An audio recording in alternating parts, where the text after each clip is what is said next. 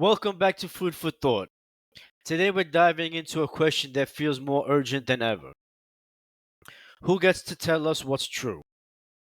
We're calling this episode The Age of the Expert, but we could have just easily called it The Crisis of Truth. Before we jump in, I want to introduce my good friend Girolamo, aka Mimmo. Welcome to the show, Mimmo. Thanks for coming out today. Thank you so much, Jack. It's a pleasure being here with you. Great. Are you ready for all of this? Because it's quite a lot today. Yes, I'm ready. Let's do it then.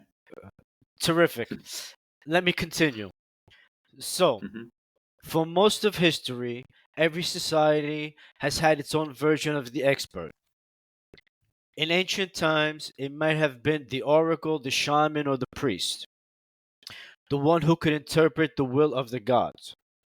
Later, it was the philosopher or sage, someone like Plato or Confucius, who claimed access to wisdom through reason and reflection. And in the modern era, we handed the authority to scientists, doctors, journalists, academics, those with credentials, training, and data. But something shifted. Today, trust in institutions is at an all time low. From politics to medicine to religion, people are skeptical of authority, and in many cases for good reason. We're living in a world where someone with a smartphone and a strong opinion can have more influence than someone with a PhD. And that raises all kinds of questions. What do we believe? What makes someone an expert? Can we separate truth from spin, wisdom from noise? As we explore the history of expertise, the rise of skepticism, and the search for discernment, we'll be asking, is the average person still capable of finding truth? Or have we outsourced that responsibility only to come up more confused than ever?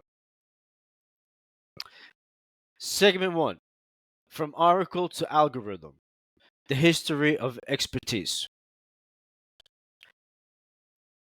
For most of history, people didn't figure things out on their own.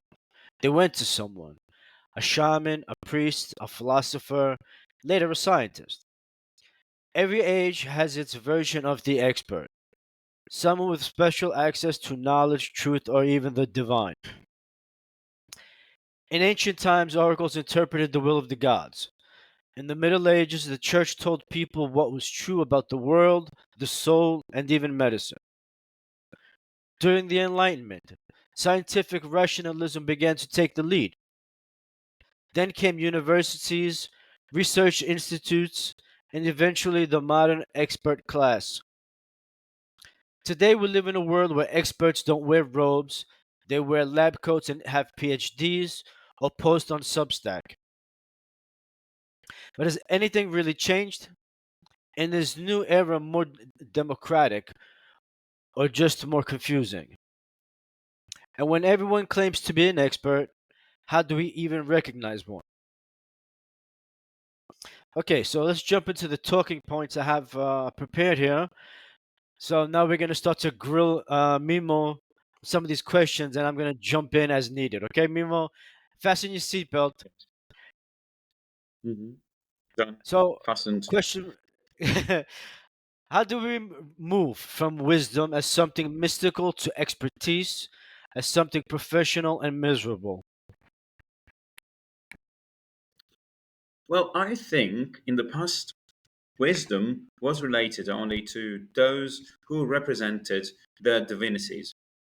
As you said, there were the shamans, now later on, there were the priests and so forth, the druids and so forth. So they were to interpret the will of the gods.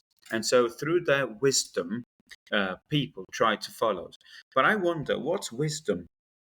Well, wisdom is not just knowledge.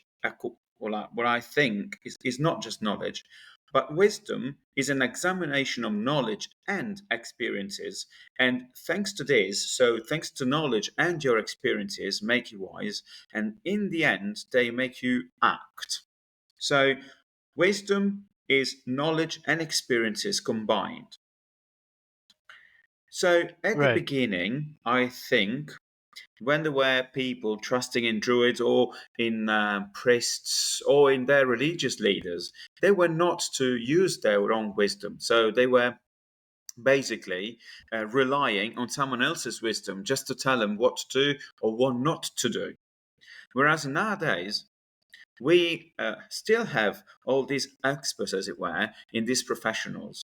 And although they may give us some hints or some suggestions, in the end, I think that each and every one of us is going to take their own final decision according to our experience and according to our knowledge. Right. Okay. Yeah, I agree with that actually. Uh, at Mm, least now more than ever. In the past, it was not like this. What basically mhm, when the authorities spoke, it was basically law. You know, you had mhm, to obey.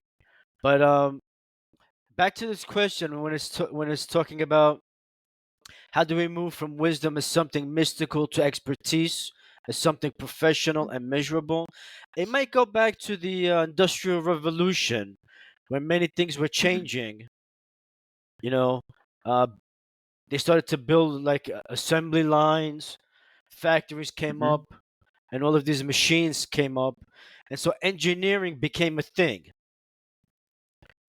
It So did. they Uh, kind of leaned away from the mystical towards certain things mhm, that they could actually hold on to, and went from things unseen, let's say, to seen.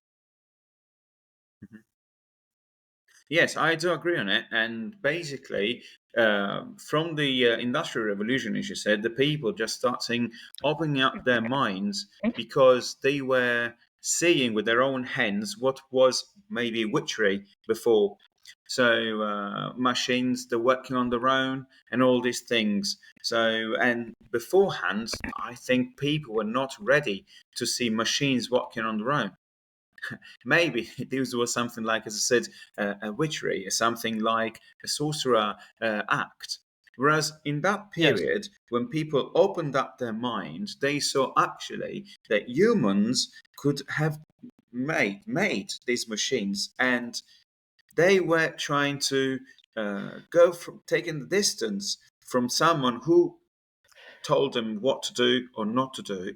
But I think they came to realize that if they can make things that beforehand were considered as bad but were not, nowadays, back in that period, they could have made decisions on their own and they could walk on their decisions and can stand on their decisions. So, probably what you said, I agree on it, that industrial revolution is pivotal from the transition from something that was mystical to professional and measurable. Okay. Good. Sounds like we agree. So that we're off to a good start on the first question. Hmm. Okay. Hmm. So, next question. Do you think society has ever been without experts, or do we always create them? Well, at times I wonder what an expertise. Me too. Uh, so, what's an expert? Is a Mr. Know-it-all of a specific subject, or do studies make you an expert, or your experience? In the back, it's interesting, and I find it quite funny to know that when people were led by those religious leaders, many were given counsels on something they were not experiencing. Even today, I don't want to criticize anything, but for instance, there are religious leaders or shamans that might not have children, and they give you counsel on children. Does this make you an expert? So, or is an expert someone who already has experience on a Right. particular subject and can give you uh, some kind of suggestions? Well, I believe that's because we all experience in our life different things. We come from all walks of life, and basically, in the world, many people have faced something similar to what we are facing today. I do believe that through the years, there have always been experts. Yeah, I think let's say a long time ago in agrarian societies. Mm-hmm. Let's talk about farming for a moment. Uh, a lot of farming was learned but hands on. So your expert might Mm-hmm. have been your father and your grandfather, very close to home. In other words, you know. Mm-hmm. Uh, Yes. Otherwise, an expert could be your next door neighbor who was also a farmer, whom you Mm. compare information with. Okay, so I think it was much closer to home before. Right.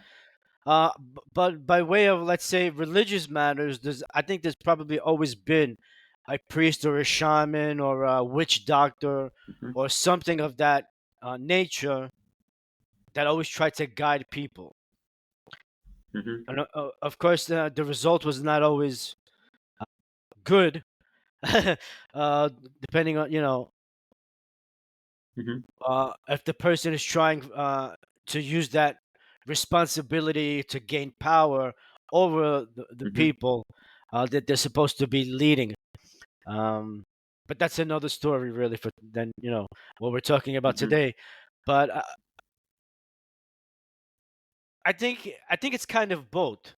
I think it's kind of both, Mm. where we actually we've never been without experts because the experts have always been there, and at times they've had to be created. So I think it's a little bit Mm-hmm. of both, actually.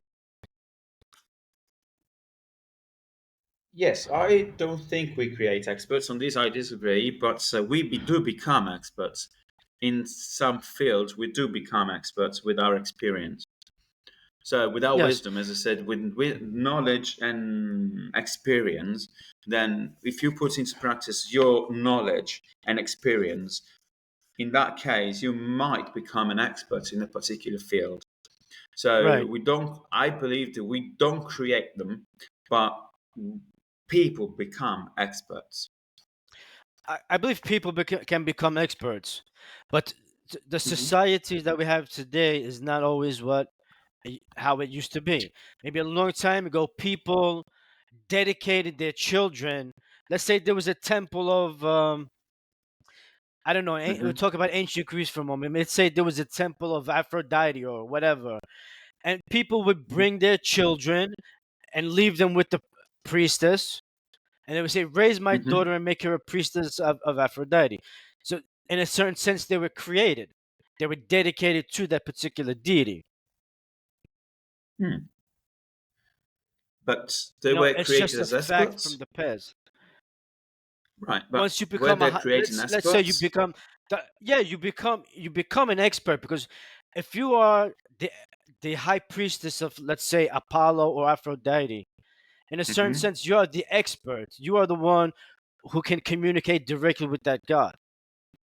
Not that they All exist, right. of course. I'm just saying, uh, in the Hmm. minds of those people, it was like that. Yes. But did they create them or they became? So because I believe that creating something means that you need to, like in a computer, you need to program things. So you create and you give something in order for them to do things. Whereas if they become, they are already like a human being, someone, like, as you said, the daughter that was vowed to their deity. So she was already there, but she became an expert because of her studies and because of all the things that she might have seen with their priestess doing, or whoever was there helping her. So I think we do not create, but people And become experts yeah, from this point because of view. the high priestess is raising that child to become the next high priestess. She's Hmm. molding her in a certain way to become the high priestess. That little girl Hmm. was created to be, in a certain sense, the high priestess. Hmm. But and that's the way All I right. see it, though. That's just me, you know. All right. Mhm. But anyway, okay, so that's one and Fair, one. fair. We kind of disagree, and Right. we agreed on the first, but but that's Yeah. okay. That's what we're here for, to exchange opinions. No problem. Okay, from revelation to rationalism, Hmm. what was lost and what was gained when we traded priests and prophets for scientists and statisticians. Hmm. Did we trade them? Well, Did we I tell trade you, them? this morning, uh-huh, Okay. this morning I went with some relatives of mine going around the city, and we happened to pass by a church. We entered the church, and there were people there.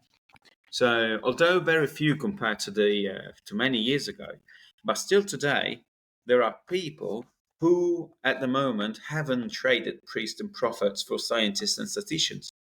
Many people have. Uh, Many did, yes, but not all. So, in particularly, we are talking about, for instance, region-wise, in the region where I'm living, or in the country we are living in Italy. At the moment, even many people are religious, even among youngsters. So there is a big movement of youngsters who still attend and the masses. They still go to, for instance, to the Vatican. Last in April, I went to Rome with some of my relatives, uh, and we went by St. Peter's Square, and it was packed with youngsters. So even the new generation at the moment is still believing and still trusting in the church, in their institution. Right. So, Well, yes, so yes. this is on But one there's hand. always going to On the be other people hand, who believe. Yes. yes, well, it's interesting because believing, it's interesting. They believe in a faith, but they don't tell you what they believe. They just identify themselves with a certain creed or with a certain church. So my faith is, and they tell you what religion they belong to, but they don't tell you I have faith because this, and that. So, going back to the point, it is true that many they are still following the priests and the prophets, but many have traded them. Well, I don't know if there is something that was lost or there's something that was gained. Honestly, because I think it equally. So those who believe in scientists and statisticians, they need to put faith in these people as much as the religious people, they need to put faith in the priest and the Yes. prophet. So for me, they are both equals. So they have to put something faith in a god, in a deity, or faith in science. So, but they have a common ground. So I don't think they either lost or gained something. I think they're still equal. Yes. I kind of agree with that because if you, let's say, for whatever reason, put all of your faith in science, science Hmm. effectively becomes your religion, Yes. you know. So there's people, no matter if you're, let's say, if you're a creationist or you're an Hmm. evolutionist, Hmm. that becomes your creed. That Yes. becomes like grounds for your religion. Your faith is Hmm. being uh, put somewhere. So I'm not sure Yes. what was lost or what was gained either. Mm. So we agree on it. Yes, basically we agree. There used to be many more believers until Darwin came up with his theory, uh, which Hmm. is a theory. They call it a theory for a reason because it was never proven, and there's not enough facts substantiating it, and it cannot be reproduced in a laboratory. That's what Hmm. science is. Things that you can repeat, uh, have laws for, mathematical equations Yes. for. And so it's not. Hmm. The theory of the theory of relativity. Excuse me, that was a mistake. The theory of evolution is a theory for a reason because it's Hmm. it's basically ungrounded. But it was Yes. enough to pull many people away from a search for God. So Hmm. in a certain sense, something was lost along the way. What exactly, I'm Hmm. not sure. Yes. But eventually, someone may say, "Is there a God?" Because it is true that you can't. Uh, it is true that you can't apply the scientific method to evolution because you cannot observe evolution, you cannot question evolution, so you cannot experiment or analyze evolution, so that you can reach your conclusion. But the same thing someone may say with God. Can you observe God? Can you question God? Can you experiment or analyze God? So I think that either if you believe in God or in a God or whatever, or in deities, as there are religions believing in deities, many Yes. deities. So the point is, I think in either you believe in God or in evolution, there is no scientific method. Look, actually, scientific method cannot be applied, I believe.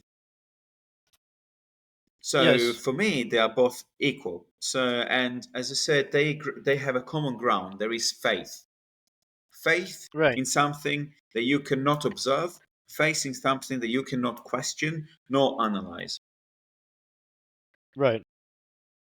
Even an atheist has faith, in a certain sense, because Hmm. they're going by a faith, a trust, and an assumption that God does not exist at all. Exactly. Yes. Hmm? So let's move on to the next question. Did the Enlightenment liberate us from superstition, or did it just shift where we place our trust? Hmm. Interesting. So the Enlightenment or the Age of Reason, Yes. so from the 17th to the 19th century, should have elevated our minds or people's minds to what?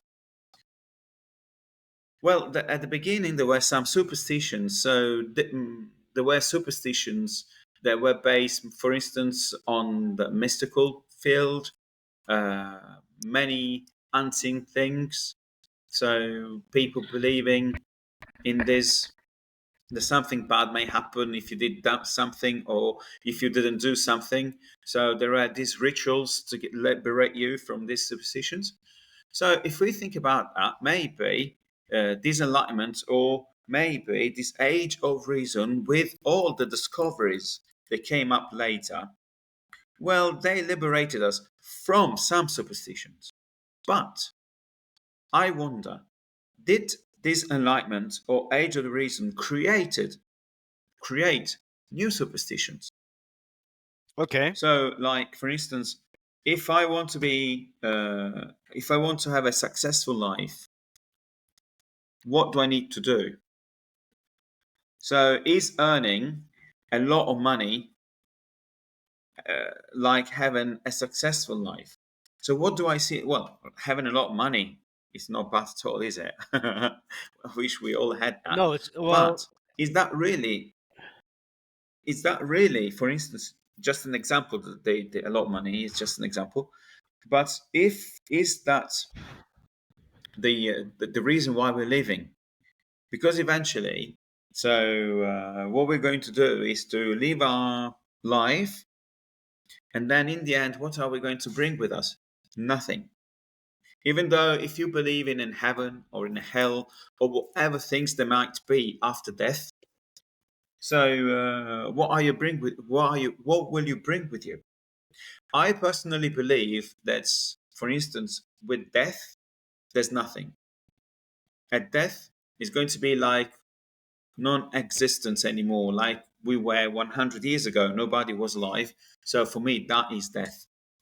But even if you believe in something, in a life, in the hereafter, what are you going to bring with you? Why am absolutely I nothing. panting? Yes. So why am I panting in this life to gain something rather than living life? Maybe with what can bring you satisfaction, like your family, like your friends, or your work.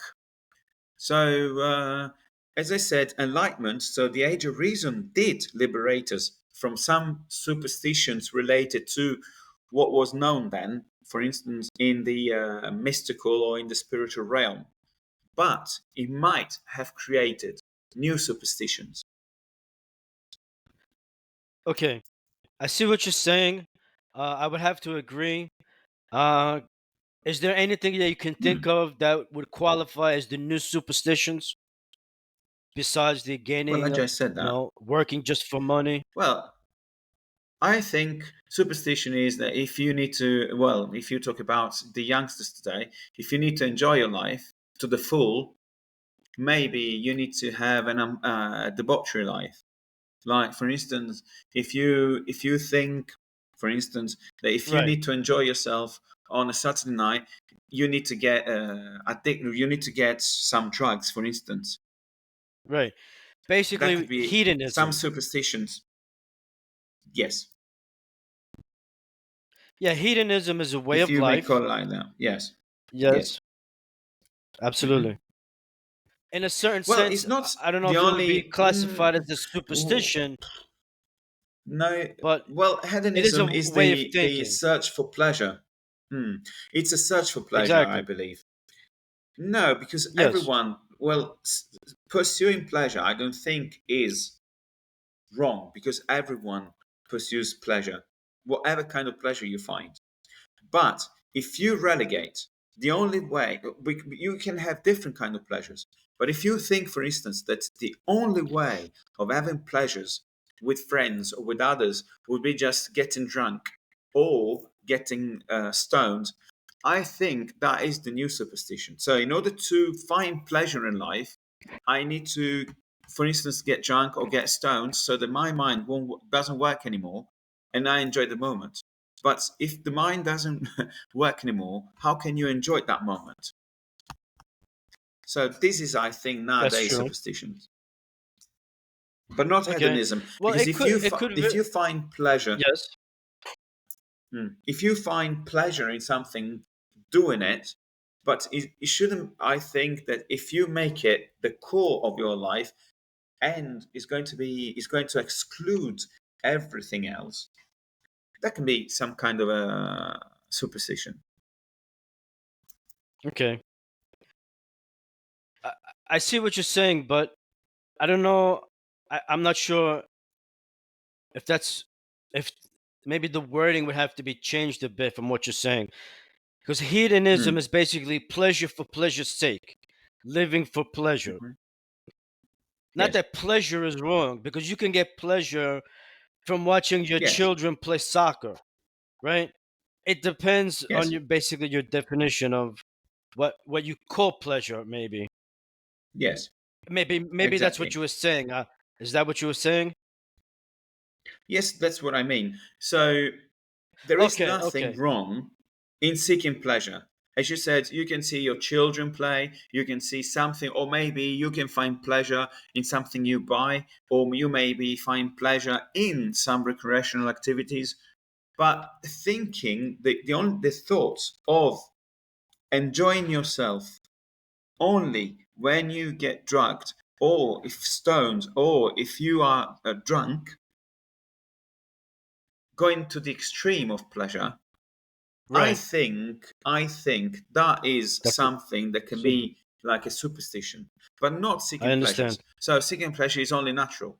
But going to the extreme, saying that the only way I can get pleasure is by getting stoned or maybe by getting drunk. So that is the only way that's maybe can be a superstition. Believe Okay, in that can be a I superstition. I follow. All right, Yeah. I'm Mind following me, you. because Okay, I'll go with it. I'll go yeah, with it. yeah, mind me. My English is not that good, so I remind you no, I'm not English. your English is fine. Don't worry, that's not a problem. Well, it's hard to give voice to some complex ideas, so Hmm. it's not an issue. Yes. Mimo. But Hmm. anyway, well, this is taking uh quite an interesting turn, I would have to say. Let's jump on to the Hmm. next Yes. section. Okay, I'm gonna go with what you just said and move on to the next section. Rise of Yes. systems and credentials. How did the idea Hmm. of an expert become tied to formal credentials, such as PhDs, MDs, titles? You know, the various Hmm. titles that they have out there. What do you think, Mimo? Yes. Yes, I think that is the society that wants you to believe that. So the society we're living in, the modern society, wants you to label something. So everything you have is a label. As we said, Right. what makes an expert? So is an expert someone as some Mr. Know-it-all? I know everything. Am I an expert? Or in my life experience? So many times, I think that modern day society, I don't know if I'm too rough on that, but I think there is kind of laziness, intellectual laziness. Okay. So that's I can label someone as an expert so that instead of thinking with my own brain, I see what they have to say so that I do it, not thinking. Yes. It doesn't mean that I wouldn't have the knowledge on each and every field because that is not possible. But if you tell me that if I have to go to an expert because he has experienced something, or because I need some suggestions, for instance, on my health, on my finance, on each aspect of life, it doesn't have to be labeled, but the experience and the results that this expert brings is what makes him an expert. Right. I personally think these kinds of experts have a very limited field in which they can Hmm. be maybe be called experts. So if Hmm. you're, I don't know, you're a medical doctor, okay? Hmm. Yeah, you're a eye, ear, nose doctor. The I Hmm. can't remember the name of the doctor. That's the word I can never pronounce. But the eye, ear, nose, throat doctor. Okay, Hmm. if Yes. that's what you are, it's a certain level of expertise. But I'm not gonna Hmm. go to the eye, ear, nose, throat doctor if I'm Hmm. having a tumor somewhere in my Yes. liver, for example, right? So Of course. Yes. yeah, let's say there's a bit of expertise there, but it's very limited, and people for some Hmm. reason tend to exaggerate all of these titles to encompass all areas of life, and I Hmm. think that can be Yes. pretty dangerous. I remember seeing on TV one time on Italian television, Hmm. there was this strange there was this strange conversation where like there was a religious debate about God. This was a long time ago, Hmm. and I don't remember it exactly. But they had a Hmm. mathematician arguing the case, and he's a Hmm. famous guy too. Uh, basically, arguing the case that God doesn't exist, and then they had like the religious side defending God.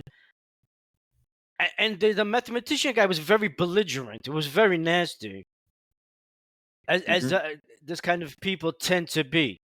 I won't say any more Hmm. about it because then I'm gonna get written nasty letters uh, in the show notes, and I don't want that to happen. So Hmm. I mean, context is important in all things, I believe. Yes. Yes, it is. Context is basically the main point. Y- Yes. For example, like when you see like famous people, like today in America, there's this trend where these famous Hmm. entertainers come out and they start talking about politics. They talk bad about one Hmm. politician or another, and they say many, many nasty things. But quite frankly, who Yes. cares what an actor has to say about the state of affairs of the world?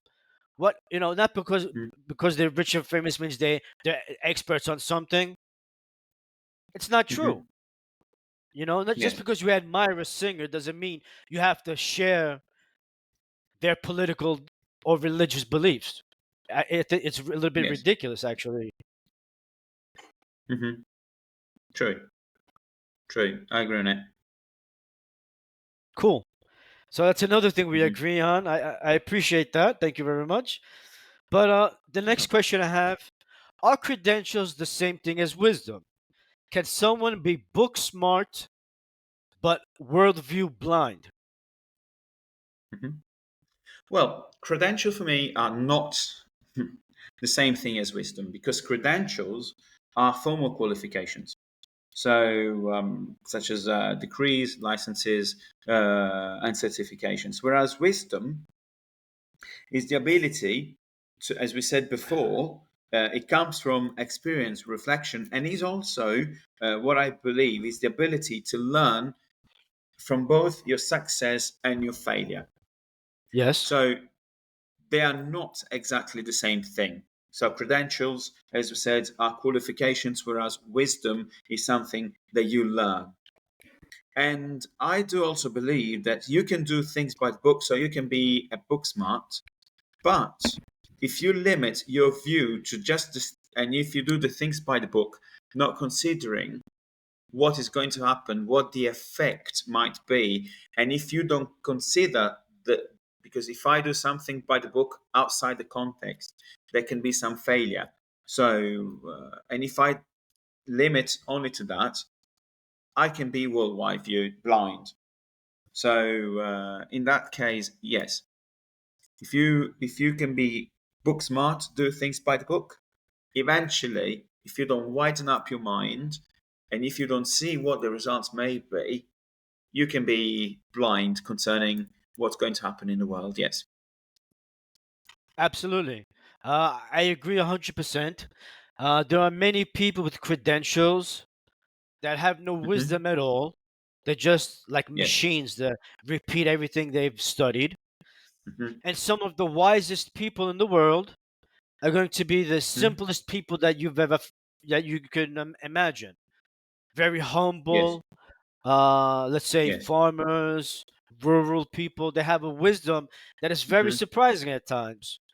Whereas book Yes. smart people, many times, if you try to have a conversation with them, they can't put two words together Hmm. because they have Yes. very limited knowledge scope, and Yes. their worldview is quite limited, actually, to say the least. Yes. It's true. Yes, I agree on it. All right. So that's another one for us. Hmm. That's another point in our favor. Yes, we agree on. Oh, Hmm. cool. I love when that happens. Next part, the algorithm as Yes. oracle. In a weird way, Hmm. algorithms now function like digital oracles. They know things we don't. Are we Hmm. outsourcing not just information but judgment? Hmm. Well, I don't think so, because an algorithm, despite all the good things they can do and all the what was achieved, for instance, with artificial intelligence, I don't think is capable of judgment, because judgment, I think, is something human. You give your opinion or your judgment, as it were, to something you can agree upon or you cannot agree, and I don't think that's a machine, even the best robot with artificial intelligence can judge. So I don't think that we are outsourcing judgment. I think many times, okay, here's the situation. Mhm. Okay, the way I see it, from what I've read, what I've seen, um, basically, let's say artificial intelligence, right? It it Mhm. it doesn't really think. It's like a pseudo thinking. Mhm. It's based Right. on the knowledge that is input into it in the programming. Yes. Now, if the Mhm. programmers program a bias into it, when you go and use it as like a search engine, basically, because some of these AI tools can be kind of like that. Now you could type in, Mhm. "Tell me everything you know about, I don't know, knitting." It's going to Mhm. give you facts and everything like that. But if you try to find out things that are more controversial, it's going to come Mhm. back with the opinions of the programmers. So it's Yes. pseudo thinking and pseudo judgment. And it can be very dangerous because if you're not informed on something by other sources, if Hmm. you read some of these things, you may very well be duped into believing that it's telling you the truth when it's just giving Yes. back human bias. So it can be very dangerous as well. Yes. And in the future, if this is not handled properly, it could produce many problems. Yes. Hmm. I So agree that. I'm gonna I agree keep with my that. eye out on that because it's something I'm interested in Mm. seeing how it unfolds. But Yes. are we outsourcing judgment? No, not really. But people are adding their own bias to the programming of whatever AI tool you have out there. Even Hmm. the most famous, I guess, ChatGPT, I guess is the most famous. Yes. Even that sometimes gives back a human bias. Hmm. Okay, and Yes. it's kind of interesting and It's true. dangerous. Yes. I Hmm. don't know if you use Mimmo. Have you ever used ChatGPT? Honestly, no. Yes. I Okay. don't even know how to work. How it works. I don't even know how it works. Honestly. Right. Well, it depends on your level of knowledge. You can sit there and tell me Mm. everything that I need to know about the 1927 Yankees, for example. Oh, all Like a right. search engine, and it'll give you information. But if Okay. you're So what's the asking, difference? yes, So, bear with me then. So, what's the difference between a searching tool and uh, ChatGPT? So, because if you ask something, instead of asking, you type it on Google and you Google it, and it gives you the same piece of information, doesn't it? yes, Google can also give you the same piece of information with a bias. Because Hmm. if there's an article about Ah. it, there can be human bias, as there always is Hmm. in the article you read. Hmm. Yes. But the real Okay. power of ChatGPT comes from the bots that they're talking about now. They call them clients or something like that. I don't remember Hmm. because I'm not an expert by any means. But it becomes a problem if you try to chat with it to get back opinions about what's going on. That's when you get into a little bit of a sticky situation. Yeah. Okay. Yes. Anyway, let me ask you this question: can we really trust machine curated truth? Well, we that's the next question, but we kind of covered it, really. Yes. We did. Yes. Yes, exactly. So I'm not going to repeat that. There's no point. I think we covered it extensively. But let's jump Yes. down to the next one on the point of personal reflection. Who is the first Hmm. expert you ever trusted, whether it be a teacher, a pastor, or a parent? Well, personally, the first people I trusted were my parents, of course. I think Of course. everyone trusted their parents. And Yes. then I At start least they trusting, should be that honestly, way, right? yeah, it should be like that. But in modern ages, so in modern times, it seems that that can be difficult to be found as well because even parents at times are not parenting well, or That's because right. of their personal problems. Yes, that because of their personal problems, maybe they cannot rear their children as they should. That's right. Um, yes. So my parents were the people I trusted. Yes, and I still trust honestly because thank goodness they are still alive. Yes, absolutely. I was Hmm. getting ready to say I wish my parents were still alive. Um, Hmm. you know, they had a very down. My parents had a very down to earth, let's say, wisdom. Hmm. That Yes. it's kind of hard to find now because they're from the last generation before ours. Because I think Hmm. we are both, you and I, Mimo. I think we're about the same age, right? You're like Yes. 46. Okay, and Yes. I'm going to be 54 in November, so we're kind of like the same generation. So our parents were from the generation before ours, and the world was quite different at that time. Yes. So it was more old fashioned, and I think it was a much better worldview and a much better mindset, Yeah, especially if when you compared to say this that, actual generation of today. yeah, if you think that values is old fashioned, I disagree on it, because at times what we think as restrictions, they were values. If you think that if people were polite, whereas nowadays, if you see the youngsters, many times they aren't.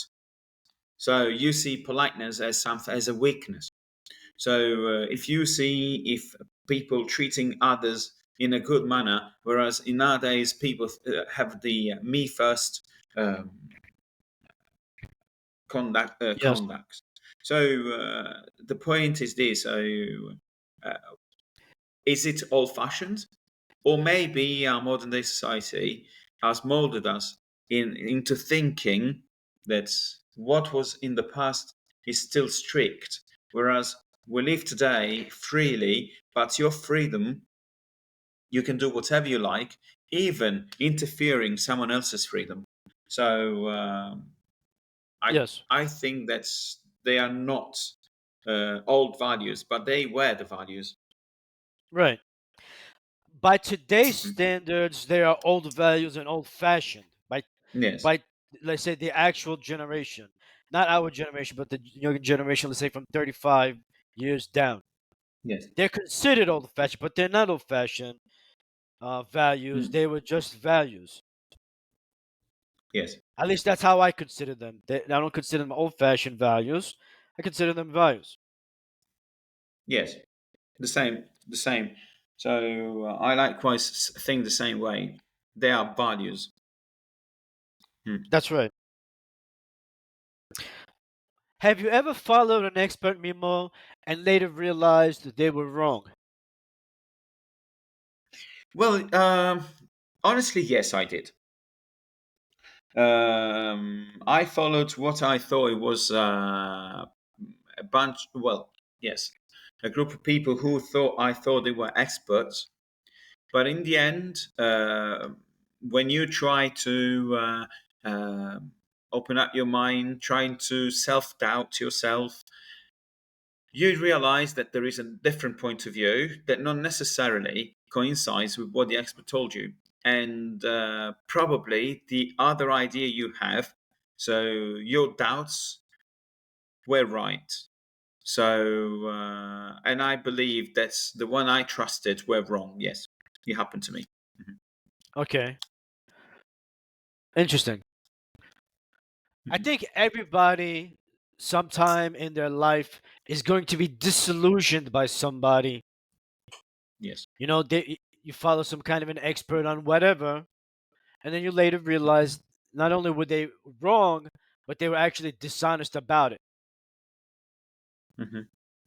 right? Yes. Um, I can't think of a particular example right now, Hmm. unfortunately, or else I would go into it, but I cannot. But I think it happens pretty much to everybody, except Yes. for rare cases like your parents, maybe your grandparents, you know, or if you consider Yes. them experts in who knows what, because they have, Hmm. Okay. Well, that takes Yes. care of the first segment. We're going to jump into the second segment, which I call the crisis of trust. Hmm. Okay. Well, something's broken. People don't trust institutions the way they used to. Not governments, not the media, not the medical establishment, and not the church. The Edelman Trust Barometer shows global trust in authority is at historic lows. Sometimes this distrust is well earned. Corruption, scandals, cover ups, agendas, but sometimes it borders on paranoia. No problem. Conspiracy theories thrive, and even basic facts get called into question. Think about COVID. Two doctors can say completely different things, and both claim the science is settled. So, what happens to a society when trust collapses? Is it healthy to question power, Or are we just falling into a state of suspicion when no one can be believed? Can any institution earn back the public's confidence? Talking points. The first part of this is what I called the section named What Broke Our Trust.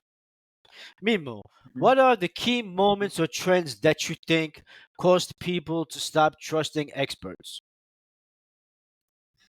Well, I believe that when people realize that those experts, well, people may have some trust in those experts because they may have some different ideas, like a doctor that is doing his or her job because they want to help people, whereas the doctor is doing that many because it's a job.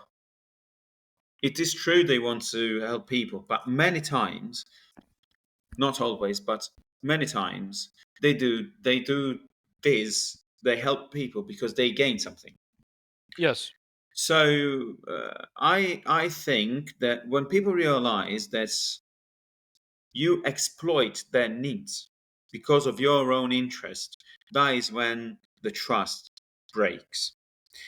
As you said before, there could be doctors, like in the case of COVID, two doctors can say completely different things and both claim the science is settled. Well, at times, it's true. Because I believe that you can approach things in different ways, but you need to take into consideration as I said before, the context.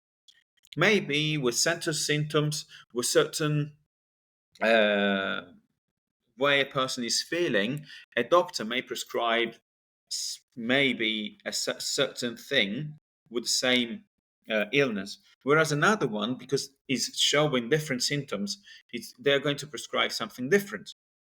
They are both right in the same in different contexts. So, but as I said, once you understand that the people exploits your needs because you trust them, but instead of helping you, they exploit you, that is when trust breaks. Yes, absolutely. But it's not only trusting experts; it's even maybe trusting friends too. Trust can break. It's a very delicate thing. Yes. Mhm. But I think we were talking about COVID a moment ago. Uh, Mhm. COVID really rocked the world in the sense of right away, as soon as COVID came out, basically right away came out the theory that it was created in a laboratory in China. Mhm. I mean, basically as soon as it came out, it hit the newspapers and hit the mainstream media on TV. Almost immediately, it came out, Yes. and it was basically an information war over COVID, trying to hide certain facts, and also trying to hide facts over the mNRA vaccines, Mhm. where many you can go out and look up these facts yourself. You can get them from alternate news sources, and they're more accurate than the mainstream media at this point. Mhm. Where at a certain time they were thought to be crazy people spouting conspiracies all day. It turns out that the crazy conspiracy people were correct and vindicated. So Mhm. things like that, are going to put distrust across the board in many different topics. All it takes is one thing, one crack in the dam, and the water starts to leak. Is this a healthy correction of blind faith in authority, or a dangerous slide into conspiracy and confusion? Hmm.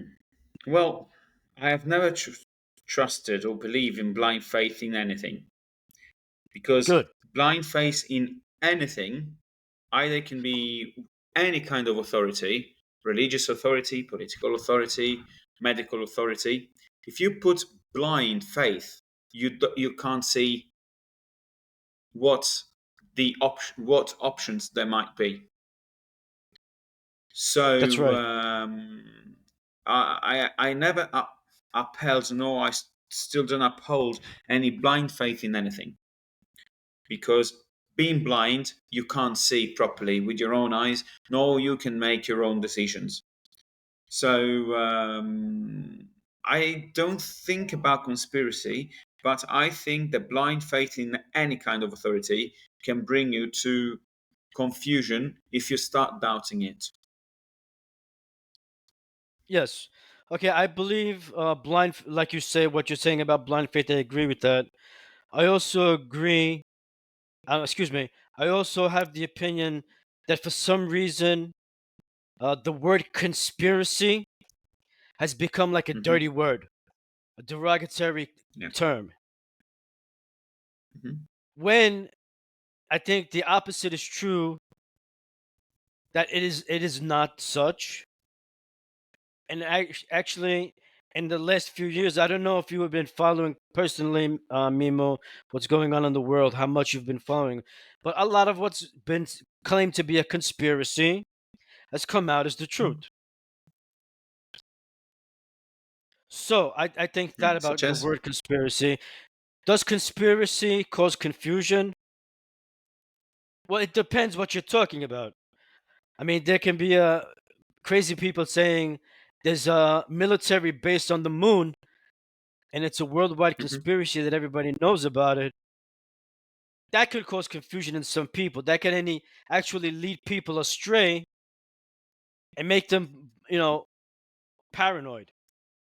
But in and of Hmm. itself, conspiracy is not a dirty word. Hmm.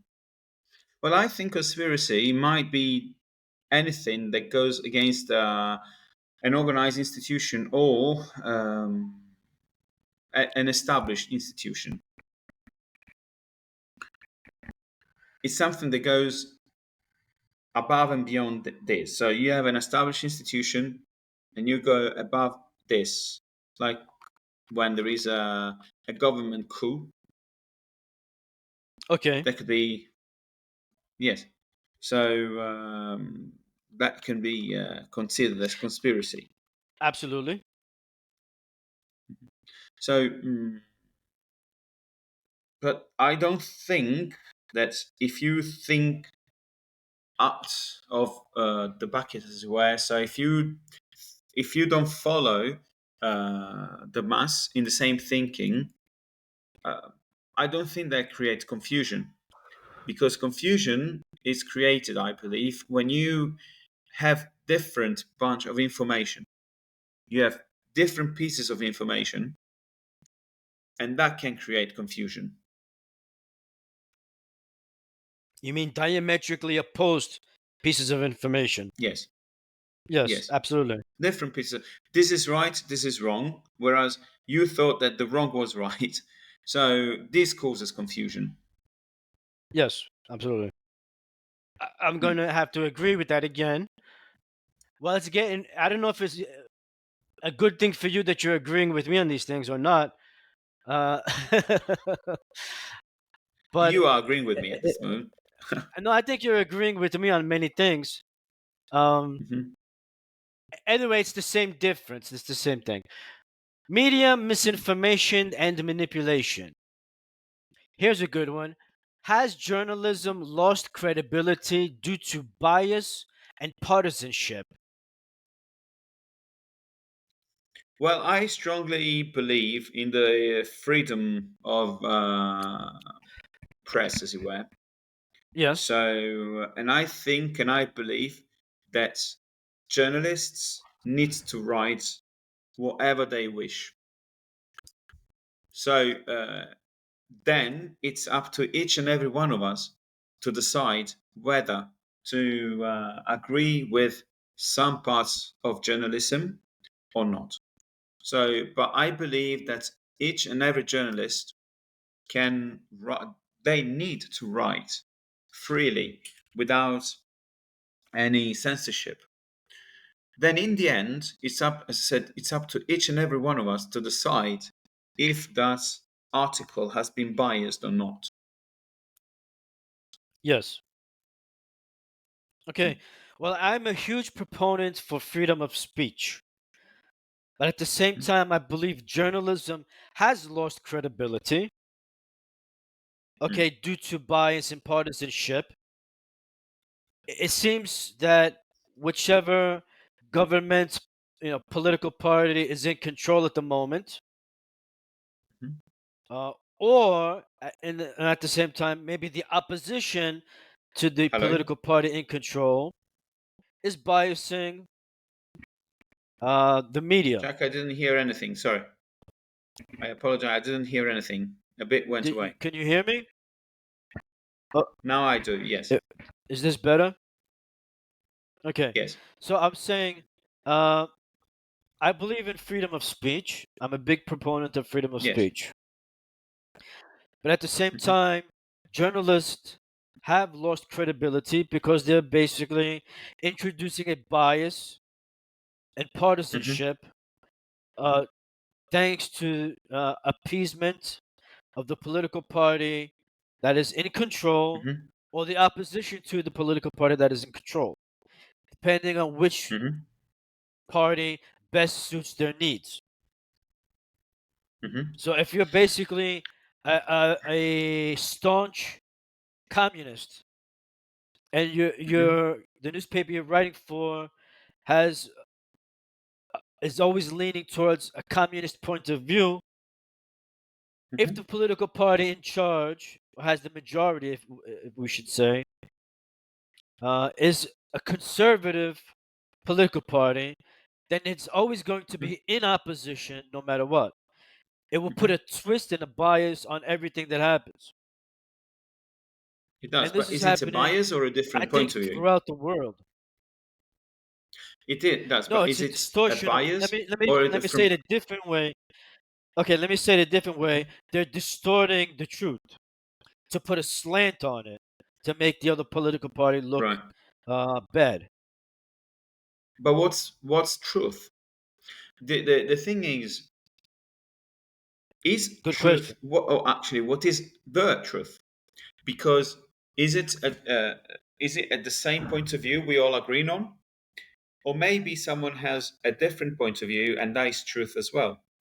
So I think uh, that that, as I said before, the journalists they have freedom of speech and freedom of press, as we say in Italy. So um, and whatever they write, it's up to us to understand if that side Yes, of the truth fits with what I agree on or not. You yes, know, when I used to go to high school, from time to time, because of that, I used to buy two different newspapers. Well, when I used to go to school, the newspapers were printed, so they were not online. right. So I went to the newspaper stand, and I used to buy two newspapers. The one from the far left, and the other one from the far right. And I used to read both of them. Of course, each writer they were highlighting the good things they were doing, and they were talking against the government that was in authority during that period.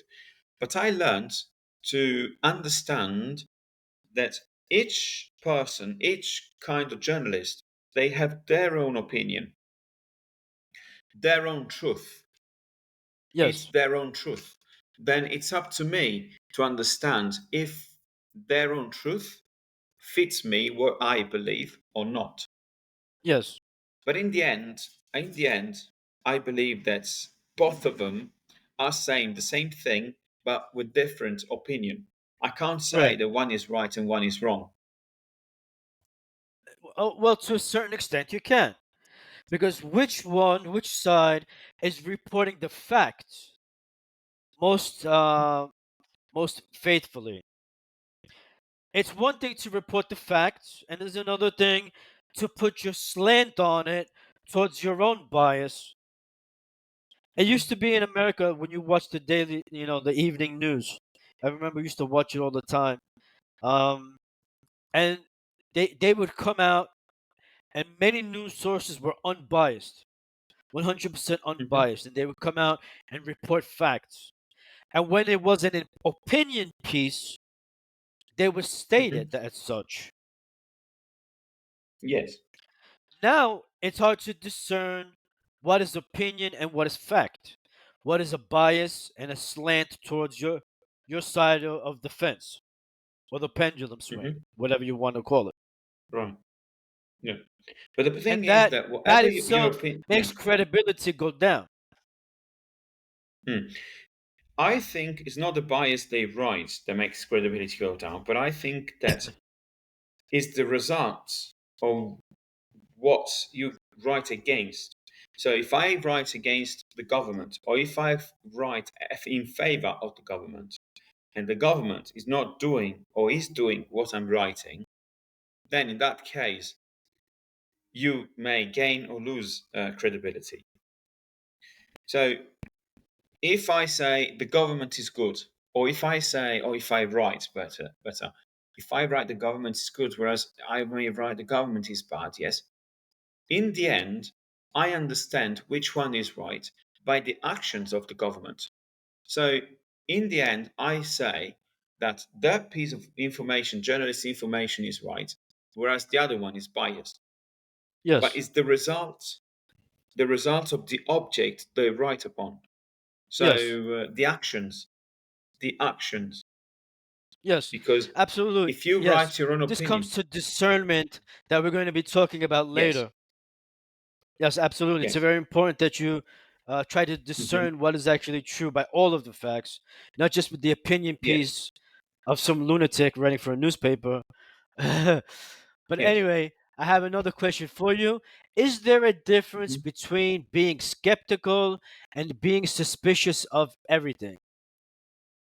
Yes, there's a big difference. Well, I think skeptical. It doesn't necessarily mean that you suspect of everything.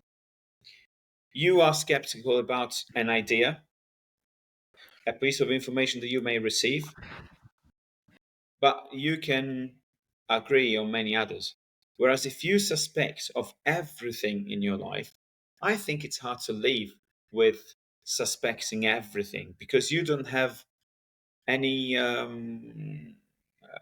insurance of your things. If you suspect of Yes. everything, you can suspect of your loved ones. You can suspect of your friends. You become suspicious of everything. And that doesn't make you live. Whereas if you're skeptical, you doubt few things. So it just happens. It's random. It can be a random part of your life where you are skeptical about an argument or something.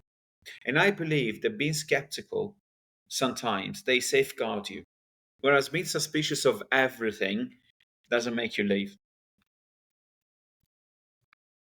Okay. Well, I think healthy skepticism is actually a good thing. I think skepticism is going to lead people to investigate to see if their suspicions are correct or not. Hmm? In other words, will, Yes. will help you to investigate. But being suspicious of Yes. everything probably is going to lead to paranoia because you are left in a situation where you trust nothing, and that's ultimately a state of paranoia. Hmm. Yes. Okay. Mimo, how has social media made the problem worse or better regarding skepticism and being suspicious of everything? Um, it depends actually on how people use social media. I don't know if in a global, if we can generally say that social media worsened or embittered the problem of skepticism or suspiciousness. I think it's how each and every one of us use and consider social media. If you think that social media is just pastime, you have 10 minutes free and you flick through the pages of a social media, that's one thing. Whereas That's if right. you think that your social media is going to influence your way of living, then in that case, it's going to have an effect on your life. It's going to affect your life. It's going to have an effect on your life, and it's going to affect your life. Absolutely. So, so I believe that in a general way, social media has not made, hasn't worsened, or hasn't embittered the problem of skepticism or suspiciousness. It's up to how you use those means. Yes, absolutely. I agree with all of that, and I also believe social media, the way you use social media, is a reflection of who you are. Because if you're putting great deal of, let's say, trust and all of the craziness that you see in social media, it shows kind of who you are Mhm. as a person, Yes, right? yes. Mhm. The next part, science and pandemic. During COVID, scientific advice kept changing. Was that just the Mhm. nature of science or a breakdown in communication? I think it was unpreparedness. So, Yes, to a great deal. COVID, yes, COVID caught all of us unaware. Particularly here in Italy, we thought we were far distant from COVID, whereas in Europe, we were the first nations having COVID. The very first nation was Italy, in So, fact. yes, at least in Europe. During that time, I was on holiday in Greece before the breakout of COVID in Italy. And I think that all these different kind of communications or lack of communications or whatever thing you may uh, put it, it was because of being not prepared to face the problem. It was something that suddenly came out of the blue. And therefore, particularly with all those poor people that died, and I can't forget the images on the news of all these lorries going with all the coffins of people that were dying because of COVID. So there was this part that Italy was struck out to the blue by COVID, and I think it was mm, the willingness of the then people who were governing. I have no sympathies for any kind of political party. So back in that period, and I think that all the governments might have acted the same way. I think in the good faith of those governors that they did all they could, and also even about the doctors, they did all they could in order to save as many people as possible. And I believe that each government would have done the same thing. Okay. That. I don't want to get into so much the COVID details because not every government Mhm. acted the same way, but that they were unprepared. And yes, I believe that 100%. I believe Mhm. um, the advice kept changing because it's the nature of science to learn and add information to itself. And also, there was Mhm. breakdowns in communication. I think it was actually both. Mhm. Okay, Oh. but Mima, let me ask you something. Do people Mhm. misunderstand what science is? A process and not a fixed truth. Well, I think that people consider science as they believe it is. So you may think it is a process, some may be a fixed truth. It's up to each person to see science as it is. I personally believe that if something falls on the ground, it's because of law of gravity. And for me, that is a fixed truth. I firmly believe that if the Earth spins around the sun, and because of the tilting of the axis, we've got the seasons, it's a fixed truth. It's Yes. not a process. That's my personal Well, point of view. yeah, depends what you're talking about because those things are definitely there Mhm. and we see them every year, so we know that's true. Yes. However, certain Hmm. things are a process. I remember kind of when they were experimenting uh, Hmm. with electricity before Maxwell uh, formulated his laws of electromagnetism.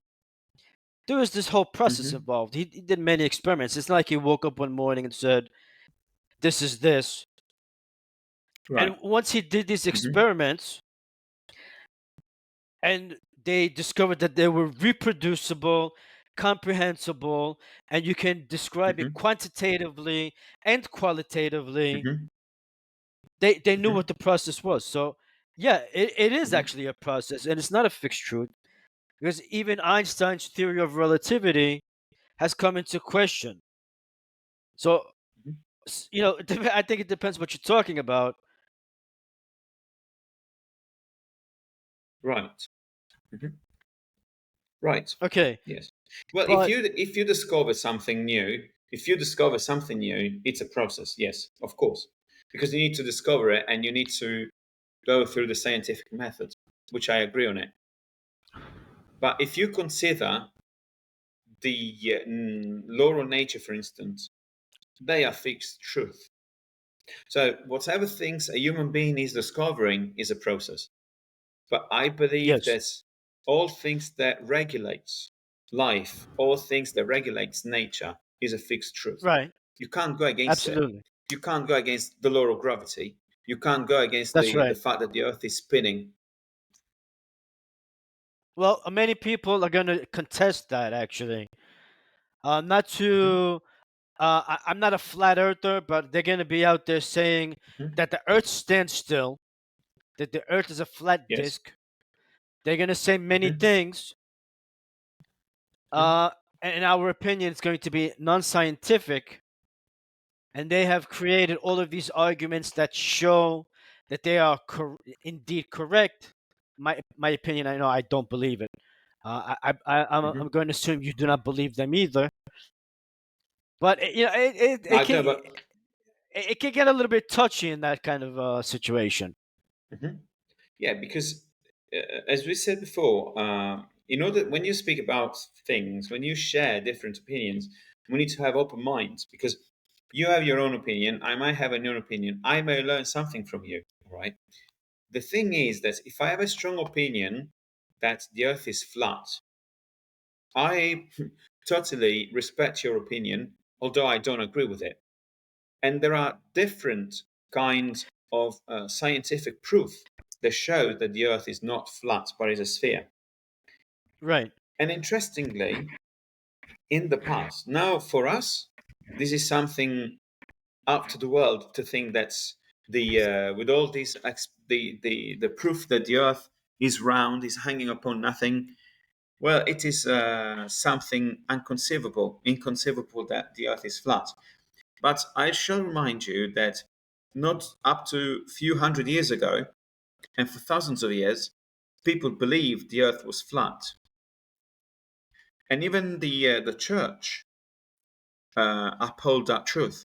So much so that they asked Galileo to refute his theory. Yes. So, and also interestingly, that particularly the church, who claim to be holding the truth about the Bible. But in the Bible, in the book of Job, I believe, let me see if I find it, says that the earth hangs upon nothing and there is someone dwelling on the circle of the earth. So even those who uphold the what they think their religious authority, they were thinking that the earth was flat, as it were, whereas in their own holy books, they were told something totally different. Yes. Yeah, I don't know if that's a bias, that's ignorance. I don't understand. Hmm. Uh, I wouldn't understand. I'm not able to understand how that came about, but actually it did. Hmm. Yes. So the fact that even just to conclude the fact that the quotation I was talking about uh, in Job 26:7 in their holy books, they say that the earth hangs upon nothing. Let me try to the circle. Do you want me to look for it? Whereas I no, I've got it here. Whereas in Okay. Isaiah 40:22, he says that he speaks about the circle of the earth, where the original word has it as a sphere.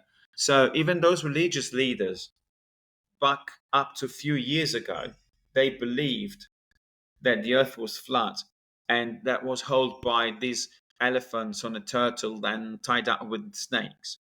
When they were told in their holy books that the earth hangs upon nothing and the earth is a circle. So even today, even if there is someone who believes in the flattened earth, I respect them, but I don't agree with them. Right. No, exactly. Yeah, they have the right to their own opinion, and sometimes they have Hmm. very elaborate explanations to uphold their beliefs. But that Hmm. doesn't mean, one has to believe. Yes. Okay. Let me ask you. I believe I did not ask this question. When science is politicized, who gets to speak Hmm. for it?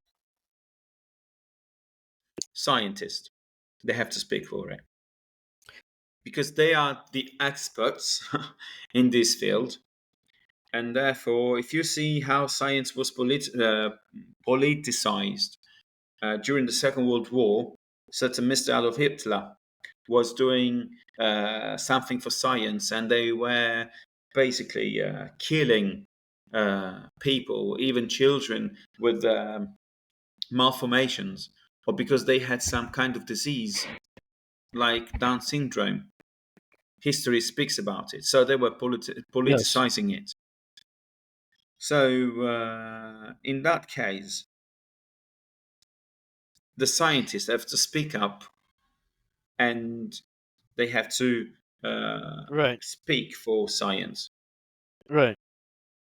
Well, science. Many people don't realize scientists are just people too. They have their bias, their opinions. Some of them are religious, some of them are not.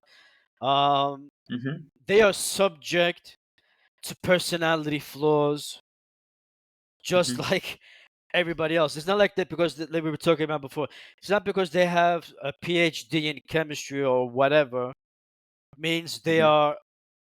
their opinion is superior to ours or lofty in the sense that it is always above ours. Hmm. Right? It's still the human Right. condition that is mixed into this. Hmm. And then sometimes it can be quite dangerous. If you put that Nazi philosophy into the hands of a doctor, Yes. you get really huge problems of extermination of many peoples.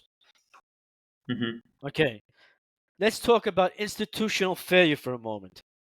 Okay, what happens when experts in power fail, economically, morally, or socially? Well, you see what happens. That the experts don't lose. That's Only right. those who There you trust go. them lose. Exactly. That's what I was. So, I was hoping you would say that. so the experts never lose. If you see what happens in the financial crisis we are going to talk about later, so they never lose. But those who trust them lose. Yeah, most of them lost everything. Yes. Yes. Hmm. Okay. When we the next part, when we're thinking about the 2008 financial crisis, the church scandals, and the Hmm. political corruptions, uh, Hmm. regarding this, what happens to people Hmm. economically? They are ruined. Morally, Hmm. many people lost faith in the church, and Yes. socially, when we're talking about political corruption, people lose faith in the fabric of Hmm. society. Society itself begins to degrade. Yes.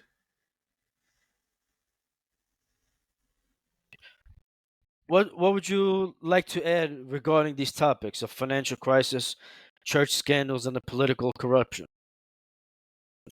Well, I think that particularly those who claim to be leading others, both in the financial field, in the religious field, or in the political field, when they fail, firstly, they need to apologize, and secondly, they need to settle right the wrong right.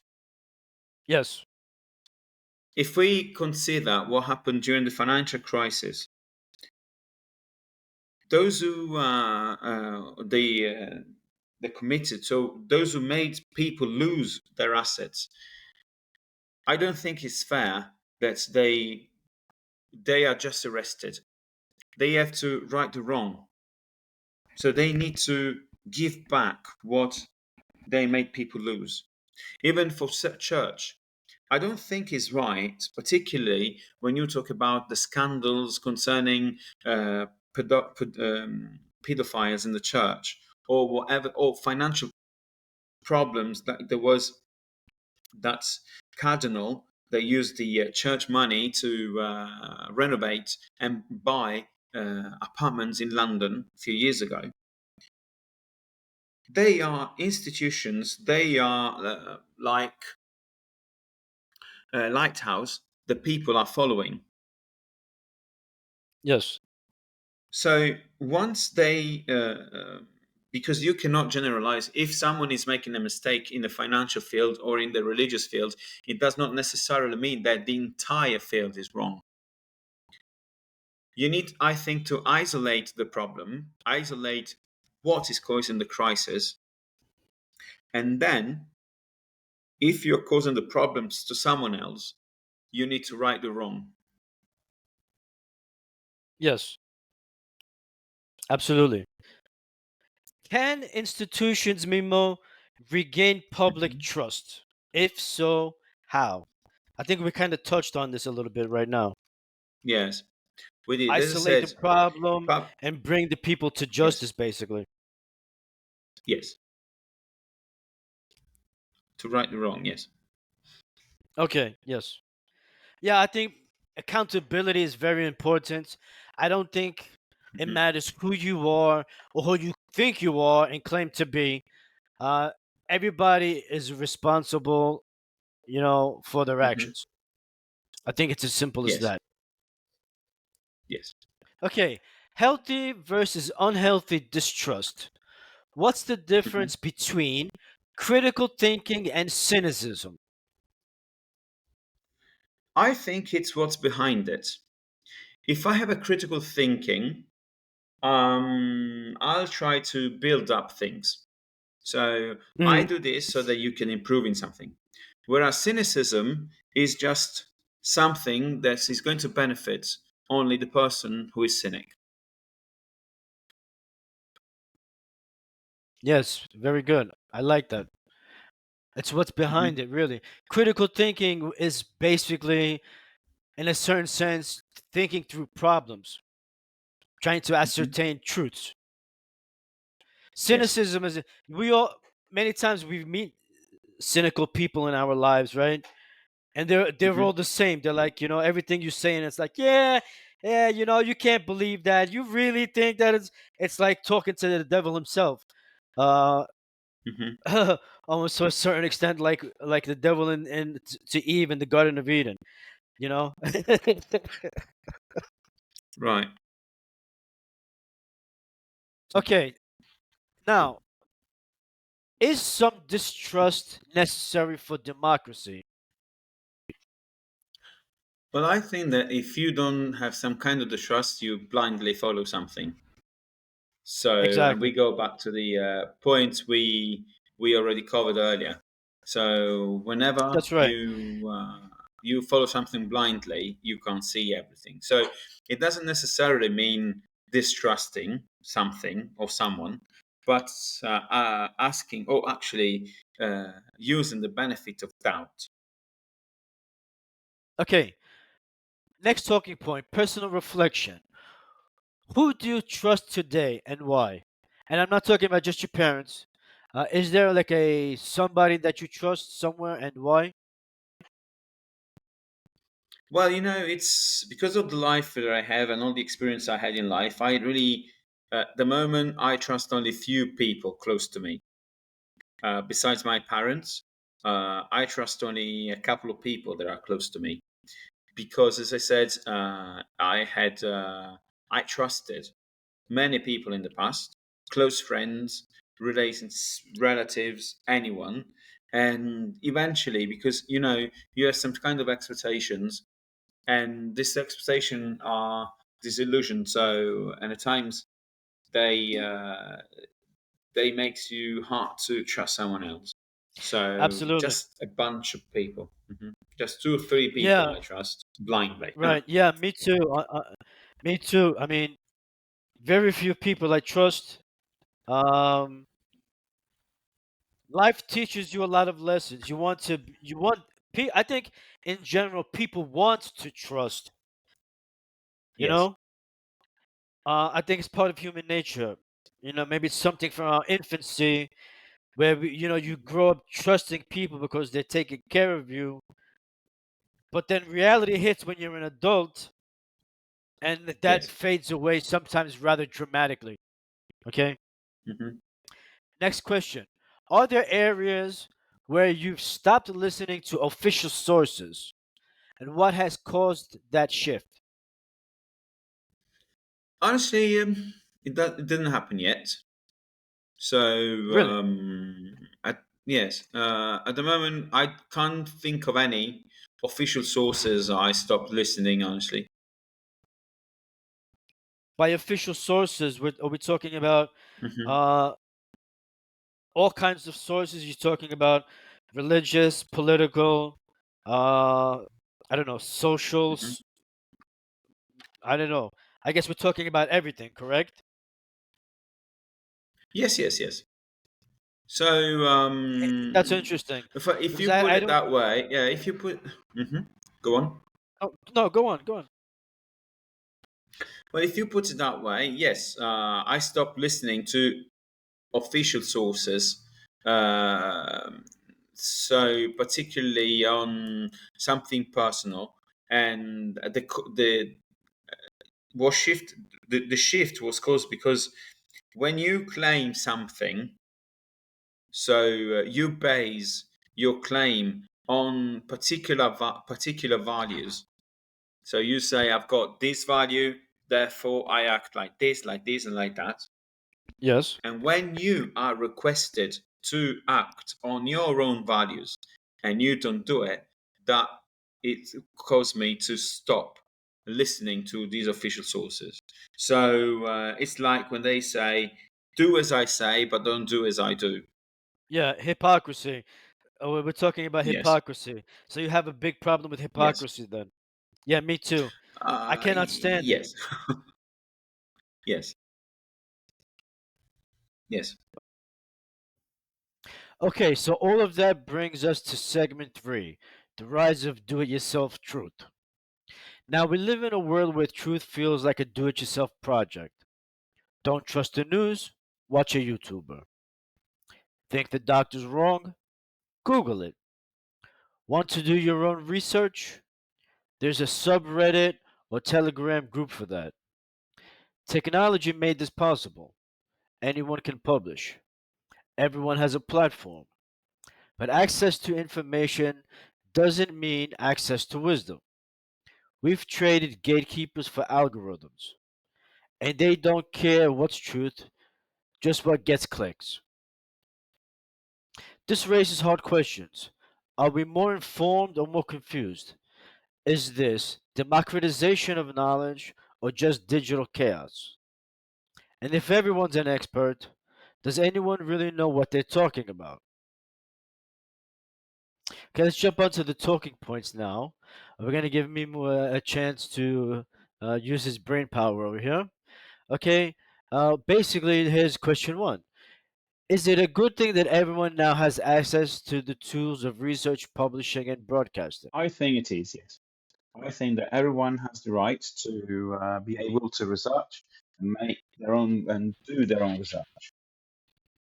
Yes, I agree. What about the part about publishing and broadcasting? Do you think it's also correct for them to be able to do that?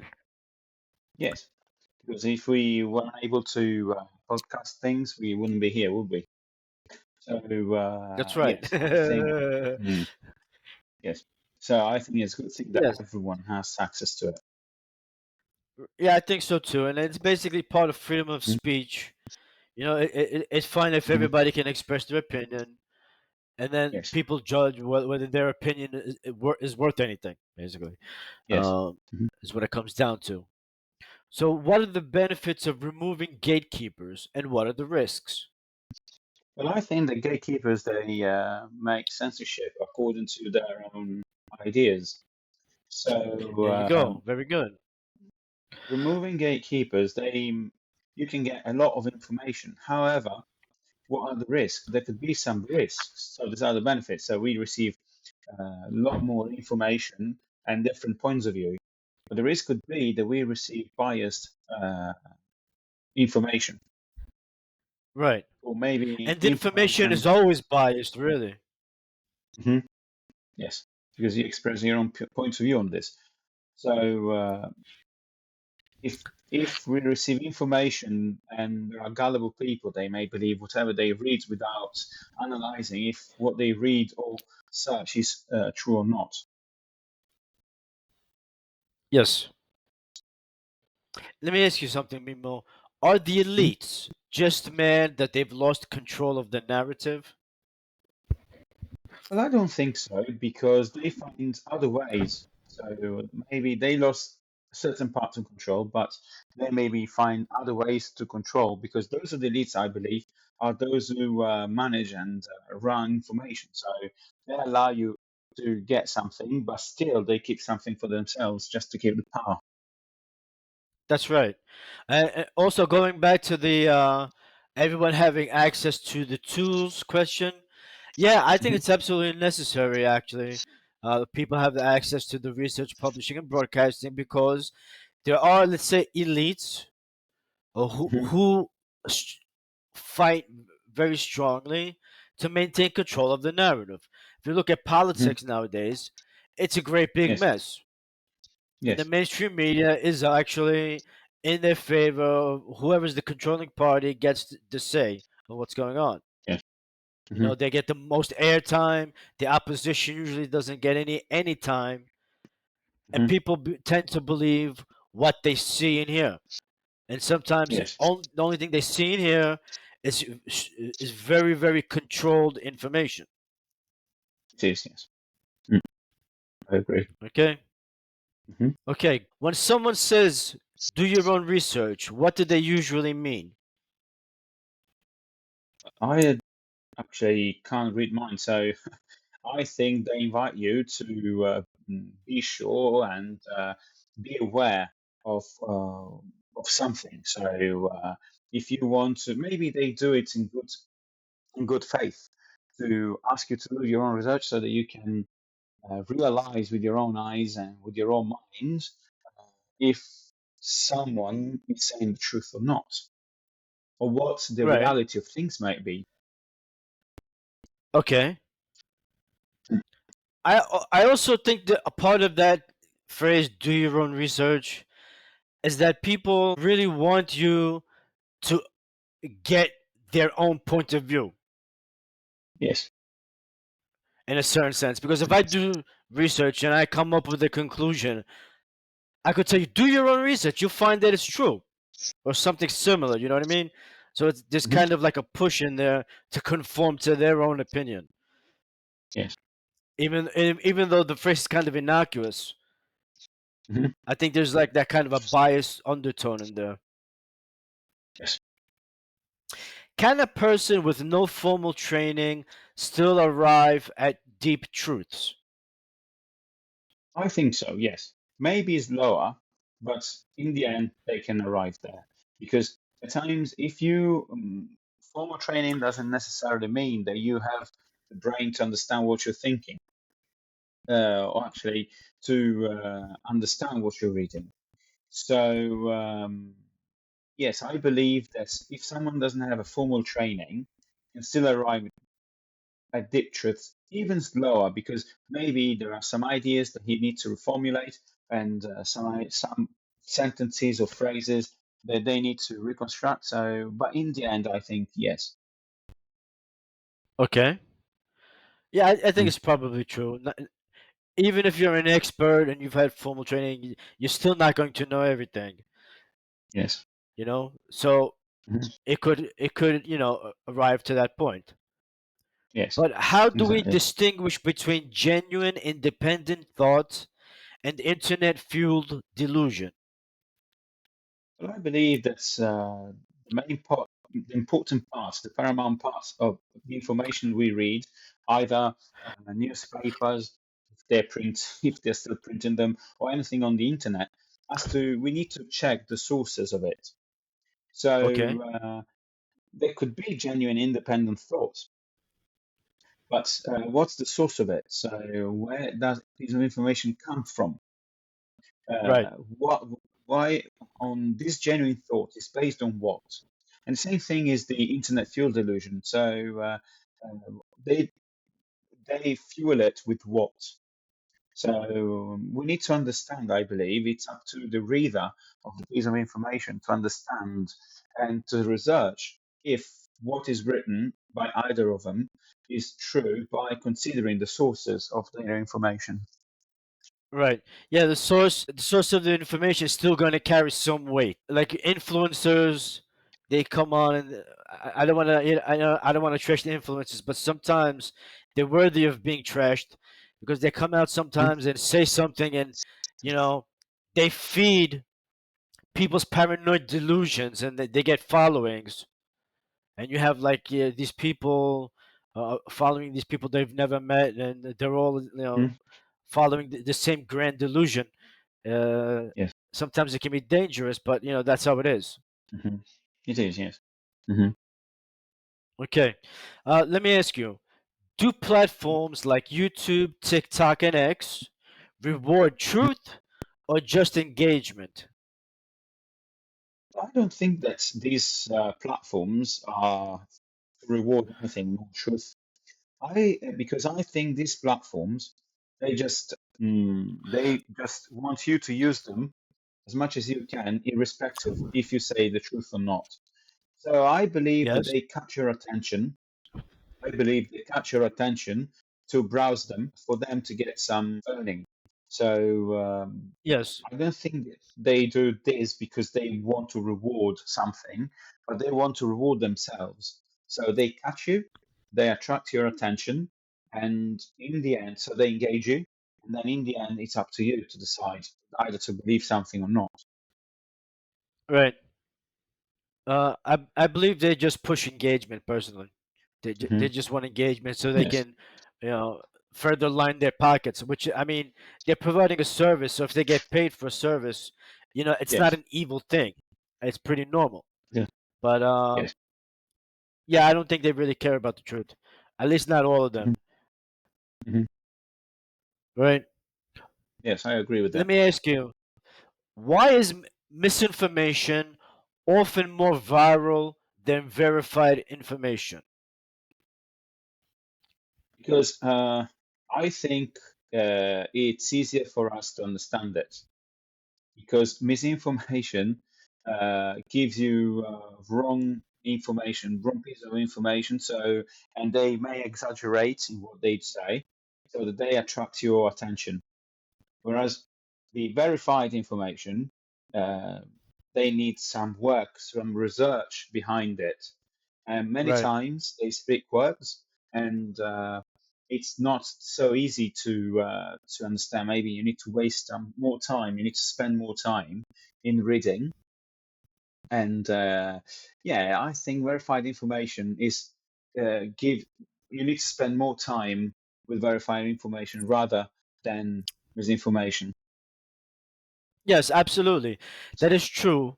And often misinformation, blatant misinformation, is going to Mhm. fuel people's paranoid delusions Yes. and fears, and they catch on really quickly because someone has said what s- the majority of people are thinking, and it Mhm. feels like they're being confirmed. Yes. True. Right. Hmm. Also, let me ask you another question because I still have a ton of questions over here. Hmm. Are we Yeah. creating Sorry, I noticed. micro? Okay, are we creating micro realities where everyone lives their own curated version of truth? Well, I believe since science, everyone has their own curated version of truth. So, because something for me is truth and for you, maybe not. So, I don't think we are creating micro realities, but there have always been such realities where for you, uh, you believe something is truth, whereas I think that may be not so. Like if you see in the field of religion, what makes a religion true? They all claim the same thing basically, but what makes one truer than the other? Or there could be also in the medical field that there could be discrepancies between the belief of one doctor, of one MD, respect to another MD. So each one of us has their own truth. Each one of us has our own truth based on our worldview, with how we're Mhm. raised, maybe religious Yes. background, maybe your studies. It's quite involved. What makes up your worldview? But in this modern age, I believe that micro realities are a fact. Mhm. You can tell if you, especially on certain social media more than others, you're going to see people who are actually deluded into thinking the strangest Mhm. realities uh, are correct, robust, and just. Yes. Mhm. Whereas maybe a decade ago or 2 decades ago, these Mhm. people, some of them might have been, really ostracized by society. Now Mhm. that society is kind of lax and letting this go, because you see, society has a way of homogenizing itself, Yes. and that's where you get the push of all these subcultures Mhm. that are trying to get normalized these days. Mhm. It's normalization is like a big word. Normalize this, Mhm. normalize that. Why are you trying to normalize something? Because you know it's not normal, and you're trying to get the recognition. Mhm. And I'm sure you know what I'm talking about. You people out there Yes. listening to me also probably know what I'm talking about as well, without pointing Mhm. fingers or naming names. Yes. Okay, let me Yeah. go on over here. Okay, Mhm. and this is the next section with questions, where it says, number one, flat Earth, anti-vax, QAnon, wellness influencers, TikTok therapists. Who gets traction and why? All of them are popular now, so they have been accepted. Although they may be Yes, unrealistic, like flat eartheners. So I respect their belief, but I don't believe what they believe actually. So, but they all have been accepted. So in some way or another, all of them are getting traction. So and they are becoming popular because in this age where we're living, everyone has the right of believing and say many things. Even, well, I'm not identify. You have the right also to identify yourselves as something different from what you really are. So you can identify yourself as something you are not. So, and that is going to be okay. No one is going to question that. So whatever right, you believe now gets traction. right. Uh, I agree with that. I wish people on the socials and the news media and all these people, they were a bit more picky, because not everybody's right. So whatever theory comes out there seems to be applauded by everybody else. Mhm. It seems uh like a convention of science fiction. Just Mhm. whatever you can think of, whatever you can dream of, becomes applauded by everybody else. Especially if you can Yes. present it in such a way that you're really convinced of what you're saying. People are, Mhm. they fawn all over you. And Yes. I wish people were more discerning, actually. Discernment is a big Mhm. problem, I think, today. It is. Yes. Mhm. Well, let me ask you, can you think of examples where independent media uncovered Mhm. something true before the experts did? Well, I, at the moment, I can think of one thing that may happen during these days. So there could be.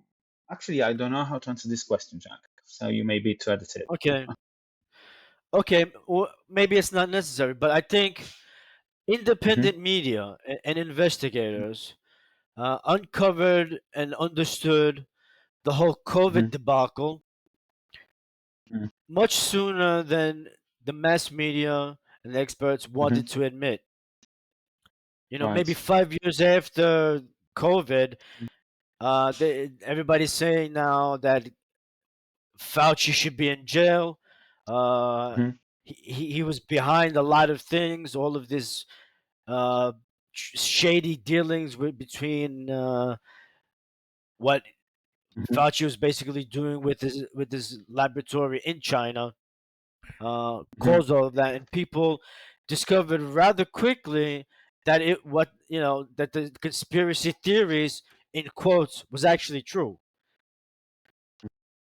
You know, so Mm-hmm. independent media, it does have a place, especially when people come up with hard hitting facts. Right. You know, Yes. they tell truths that many other people don't want to hear, and Mm-hmm. sometimes it's frightening, but that's how it is. Yes. Right. Okay, Okay. let Mm-hmm. me ask you this, and maybe we have to edit this one out. But Yes. what happens when everyone is a broadcaster, but no one is accountable? Well, nobody is responsible for what they say. So I think there's going to be chaos in this. Because if I'm accountable Absolutely. for what I say and I broadcast or whatever, I make sure that what I say is based on truth and facts and realities. Because if I Yes. start broadcasting things that have no meaning or they don't have, I think, don't have a source or they don't have any base realities, well, those who do that are going to create damage to people who may listen to them or may read what they write.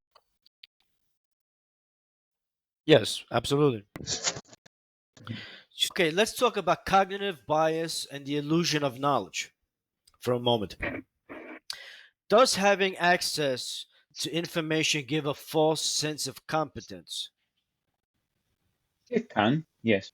Because if I have access to all this piece of information, then you become a master on something. Like if at times, many times we are sick and we try to find something on the internet or on the news, and then we think that what they say is right, and we try to recommend them to friends or to ourselves as well, as we may become competent in that piece of field without studying, without any studies. So yes, I think so. hmm It's a false sense of Absolutely. competence. Yes. hmm Absolutely. You have all of this knowledge that's been gained by hard work, and all of a sudden you're walking Yeah. around, quoting things and people and facts. Everybody feels like a scientist today. Yes. Mm. Okay, what's the difference between being informed and being wise? Well, be informed. You just get acquire information. Wise is Yes, information put in good use. So if you acquire information and that's it, all right. But if you put them into use in your life and helping you to use discernment, distinguishing what can be a good thing from what is not, that's the difference. absolutely. I agree. Being wise comes also sometimes just by being around long enough. You start to think differently when you're older. Yeah. Mm. Okay, next, let me ask you, do people want truth or just something that confirms what they already believe? There are people who may mm, they look for truth, but it depends on their attitude. Do you want the real truth? That could be something that is going to discard your own truth, that what you believe may not be true. So, or do you want something that tickle your ears and strengthen your belief, although it's not true? Yes, So it depends on the people's attitude. So if you are ready to question your truth and to have confirmation that on a deep search and exam your truth is actually true, or you want to do some search to tickle your ear and that even though it's not true, but it keeps strengthening your belief in that truth. Yes. I think some people want truth, but the Mhm, majority of people want something that confirms their worldview, what they already think and believe. mhm, That's why certain groups of people find it very difficult to confront yes. information with people of the opposite worldview or the opposite opinion. Mhm, yes. Usually, it doesn't work out well at all. Basically, it always ends up in a fight. Yes. Okay, so Mhm, uh, on a personal reflection, Mimo, have mhm. you ever gone down a rabbit hole online and had to climb your way back out? Um, I don't use a lot of uh, information online, so I always use these kind of authoritative websites. So up to now, Right. I haven't gone down a rabbit hole, so I have to climb back. No. Okay. Mhm, Okay. There are certain things out there on the internet that are greatly censored at this point. So going down the rabbit holes that people traditionally have done probably are more difficult now than they were in the past. mhm, Um, just to name one, just to give an example, right? If you're talking mhm. about like UFOs and the government Yes. interference with and Mhm, being accountable with UFOs and mhm, occupants of UFOs, you can spend like I don't know how many months looking into that, and by the time mhm, you go through that, you're not gonna believe anything that anybody tells you anymore. I don't think it's something you really want to do. Okay, have you found a non-traditional source of knowledge that you now trust more than mainstream outlets? Um, Let me reread it just a second. Have you found a non-traditional source of knowledge that you? What do you mean with non-traditional source of knowledge? Like newspapers or? Non okay, non-traditional and mainstream. Mainstream is like the mainstream media, Mhm. the Yes. major television channels, radio Yes. Yes. channels, and newspaper. Hmm. Non-traditional is going to be like Telegram channels. Ah, okay. Like for example, Telegram has a lot of channels about health, Hmm. and they come up with. I remember one in particular was a Hmm. non-traditional source of knowledge. It was just a Telegram channel, and Hmm. it just so happens that I stumbled across a recipe for clearing Hmm. out your lungs in the wintertime Ah. season. And you mix things like ginger, cinnamon, Hmm. uh, rosemary, lemon, Hmm. honey, and just Hmm. I've never heard of this recipe before, and I've tried it because I had Hmm. basically chest congestion. I tried it because it was Hmm. just basically herbs and spices and stuff, Right. and it worked particularly well. Hmm. Okay, so me personally, I do trust uh, Hmm. certain non-traditional sources of knowledge. Hmm. Okay, Well, I haven't I looked don't for them I don't believe actually. the mainstream Hmm. media. Right. So, Okay. yes, I actually haven't looked for non-traditional sources actually, because I don't know where they are. You just told me about Telegram, but I have Telegram, but I don't actually use it.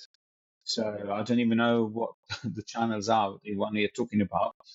But at the Right. moment, I haven't found non-traditional source of knowledge more trustworthy than the mainstream outlets, because in both in non-traditional source or on mainstream outlets, there can be charlatans on both sides. So we always need to Right. distinguish Absolutely. and use discernment. Right. Well, it does. Well, it goes back to the discernment, right?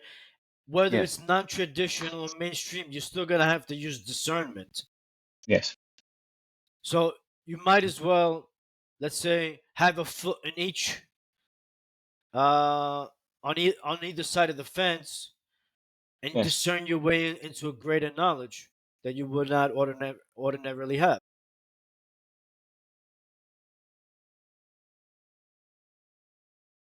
Okay, well, that leads us to segment four of this show. between wisdom and noise, reclaiming discernment. Okay? Okay, Yes. so where do we go from here? We can't go back to blind faith and authority, but we Mhm. also can't live in a world where no one trusts anything. We want something deeper, which is discernment. Mhm. Discernment isn't about credentials or conspiracy. It's about wisdom, listening, thinking critically, asking better questions. It's knowing when to trust and when to challenge. It's the Mhm. ability to sit with complexity and resist the urge to jump to simple answers. In the age of the expert, in the age of the algorithm, the real challenge may not be knowing what's true, but becoming the kind of person who knows how to look for it. Okay? Mhm. What is discernment? Well, I went and did a little research about the definition of discernment. I don't think it's in the copy that you have, Mimo, but I'm going Right. to read it to you right now, Mhm. and then we can you can make a comment if you wish. Okay. But according to Webster's 1828 dictionary, Mhm. uh, found online, discernment is the act of discerning, also the power or faculty of the mind, by which it distinguishes one thing from another, as true from falsehood, virtue from vice, acuteness of judgment, power of perceiving differences of things or ideas, and their relations and tendencies. The errors of youth often proceed from the want of discernment. Okay? So, with that in mind, let's Mhm. tackle these questions. So, how would you define discernment personally? Do you agree with that definition? Yes, I do. Basically, is the ability to judge well. So you judge something with your knowledge. It can be intellect, intuition, or spiritual insights, whatever is influencing you. And then, according to your own knowledge, you decide if one thing is good or not, particularly concerning you. Because something can be good or bad in general aspects. So, in general aspect, whereas there could be something that is good or bad for your own person. So, and discernment, I think, works for in both ways. Yes. In particular, discernment can also help uh, Hmm. in moral absolutes, I believe, because there's Hmm. some things that are just right and wrong, moral Yes. and immoral, and people, in a certain sense, you have an innate ability to actually discern Mhm. this. So Yes. it's kind of like a moral compass, if you will, as Yes. part of it's part Yes. of us, I Hmm. think. Hmm. But what do you think is the difference between being smart, informed, and wise? Do the lines kind of blur? Well, they are different shades of basically, I think, of information. So you are smart, I think, when you're clever. You Yes, get the information and uh, you cleverly use it. And this does not necessarily, if you are informed, so you receive this information, this piece of information, does not necessarily make you smart or wise. Because you can yes, be informed about something and do nothing, or you can be smart and avail yourself of that information, or wise, the same thing, uh, that makes you put that into practice to make good things for your life. yes. Mm. I believe I believe the question kind of was maybe I worded the question a little bit incorrectly. Perhaps the question should have been, what's the relationship between Hmm. smart, informed, and likewise? Because if Yes. you just stop and think for a moment, if you're smart and clever and informed, it's going to really help acquire wisdom, putting everything into action and following your discernment. Yes. So I think they're integral parts. Once they are joined together, they become much stronger, I would say, than the individual Mm. parts. Yes. Can someone be highly educated but lack discernment? Yes, because Absolutely. yes, because you can be highly educated but take wrong decisions. So either they are wrong for you or for you and those who are close to you. So education doesn't necessarily make you wise or discerning. That's right. Mhm. When does skepticism become a healthy habit, and when does it turn into a destructive mindset? Well, if you're skeptic about something, you question maybe your belief or maybe what you trust, but in that building way.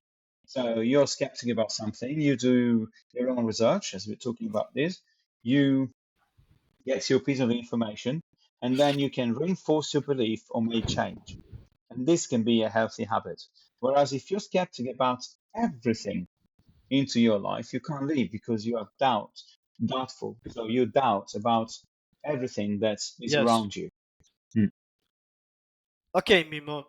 Now, is there a difference between questioning authority and distrusting everything?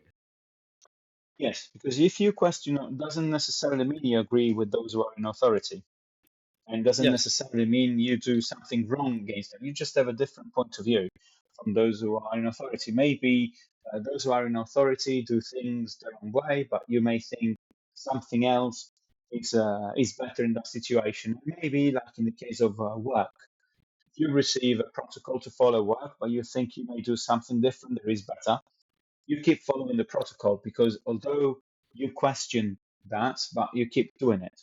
Whereas if you distrust everything, it's like being blind. So Yes. you don't you just isolate yourself from everything there is around you. I think. Yes. Mm. Okay. How do we avoid becoming closed off while Mhm. still thinking critically? Well, if you think critically to, as I said earlier, to strengthen your belief, or if you have an open mind to accept maybe different point of view, well, you grow, you mature. Whereas if you are stiff in your belief, like a bigot, and you don't have any open-mindedness, that makes you close off towards other people. So even in this case, you start isolating yourself. Yes. What practices actually help develop discernment in everyday life? Well, there's a list of things. Here there are your quotes: reading, listening, praying, engaging people you disagree with. Every of these things helps you uh, grow in discernment because they questions, as I said, if you read, then you get more information on something, and maybe you're more acquainted with something, and then you can decide and you can judge according to this. Of course, before you have to discern whether that piece of information may be considered truth or is going to be a misinformation. So the same thing when you engage people you disagree with. Even Yes. in this case, even in this case, they have a different point of view, and maybe that point of view is going to build up on your personality. Yes. Mm. Are there, or would you say there are red flags that Mhm. signal a source or claim uh, might be unreliable? So I think so. There are flags. For instance, if some news are bombastic or unrealistic, or if they just want you to believe what they say without asking you to confront other piece of information. I think these are red flags. So if they tell you just believe what I'm telling you, don't consider what the other has to say, for me that is a big red flag. Yes. Who in particular do you look to when you Mhm. feel uncertain about something complex? Well, at times, honestly, what I do would be I do my own research first. Right? And so I first do my own research, and I will try to apply what I search for. And if that is correct, I go with it. Otherwise, I need to look for the counsel of some experts. So I request some help from those who are experts in the field that I need to sort out. Can you determine which experts to Mhm. consult? Are you looking for people who are going to confirm your worldview? Are you looking Right? for experts with the opposing worldview? None of them. I'm just looking for those who tell me what the reality is. So if they say this is the reality of this, this, and that, and they have proof of this reality, then although the reality may be contrary to what I believe or it can be not good for me, Right? in the end, I look for this kind of experts. So they tell you what the reality is and how you can sort the situation, this extreme situation, complex situation out. So, but the thing is, I'm not looking for someone who's tickling my ear because that would be foolish. Because if you tickle my ear, then I can't solve the problem. Then that would be foolish to me. Yes. But if they tell me the facts that how they actually are and what they look like in reality, then I need to, although they are against me, then I follow that the counsel of those experts.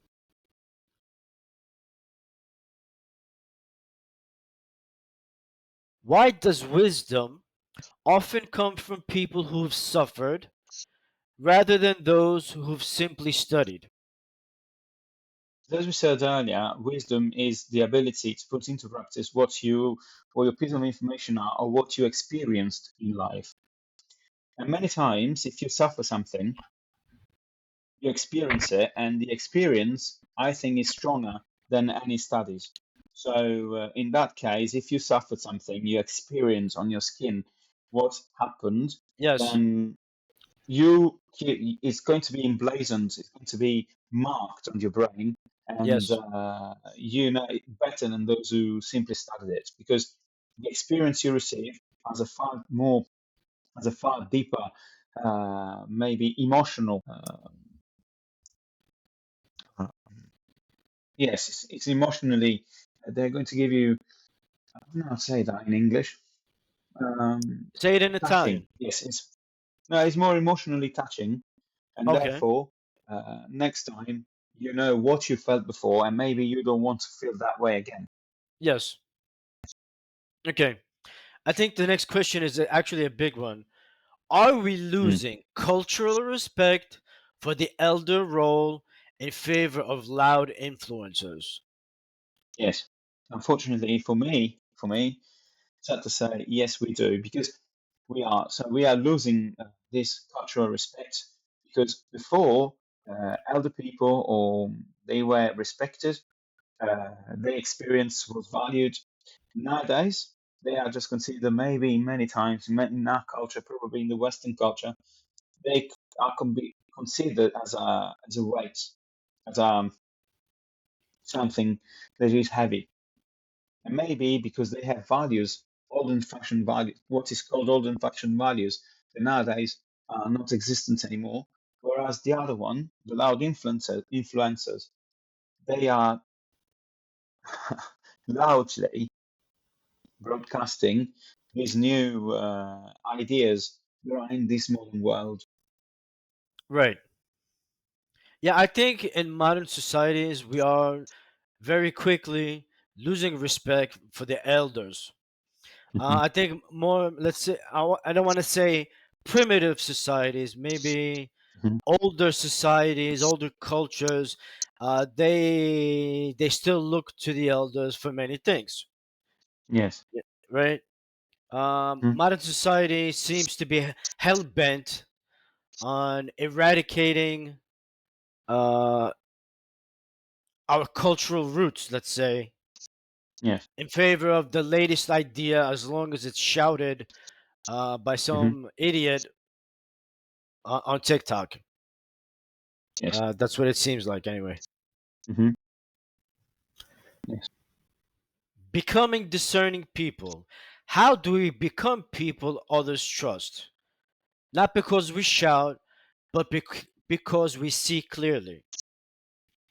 I think that proverb that says that action speaks louder than words.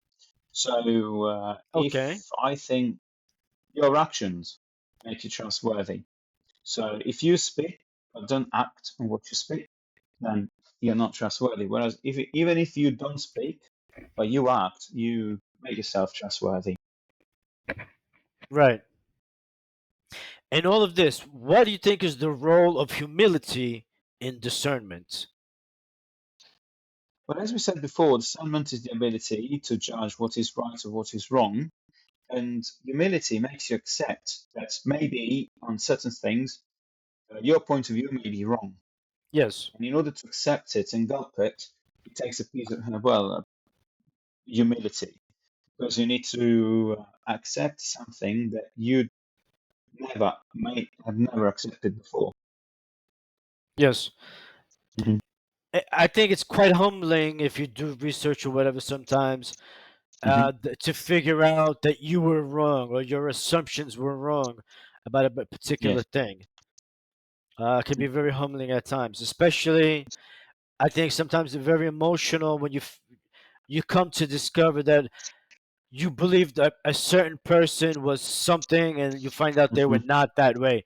That's particularly Yeah. awful, I believe. Yes. I agree with that. Yes. Oh, can the average person still become wise in this age? Or is that idea fading? Yes. I still believe that everyone can become wise. Earlier, we said that those who don't have maybe a lot of education, they can still become wise and get information. The same thing here. Everyone, I think, if they want to, and if they take the effort of taking a piece of information and analyze the information they receive, they still can become wise. Everyone can become wise, I think. So, Okay, everyone. Well, that's a wrap on this episode of Food for Thought. Today we've journeyed from ancient oracles to modern algorithms, from the wise to the loud, and wrestled with mhm, the question, who do we trust to tell us what's true? We've talked about the erosion of trust in institutions, the explosion of do it yourself truth, and the delicate balance between healthy skepticism and reckless cynicism. But maybe the real takeaway is this: truth isn't just a matter of information, it's a matter of formation. The kind of person you are shapes the kind of truth you're willing to see. Wisdom is still possible, but it won't come through scrolling. It comes through listening, questioning, and learning. And maybe, most of all, humility. So whether you're sorting through noise online, facing doubt in a conversation, or wondering what to believe next time a breaking headline drops, remember, be curious, be critical, and be kind. And always ask, what kind of person am I becoming through the truths I choose to believe? Okay, everyone. Thanks for tuning into Food for Thought. Thank you so much, Girolamo, for joining me today. It was a great conversation, and I definitely want you back one day. thank you, Jack, for having me in your show. And it was a building experience. Thank you ever so much for having me. You're very welcome. And don't forget, keep your calendar open because you're coming back. All right, I Okay? will. So, if all you Okay. listeners out there, if something stirred in you today, let us know. Leave a comment or a review. Follow and share the episodes with someone who needs to hear it. The episodes can be found on YouTube and Spotify. Don't forget to subscribe and click the notifications bell. You can contact me on X, Facebook, Instagram, Threads, and Substack. So until next time, question what you know, challenge what you believe, and see where the truth takes you. Goodbye.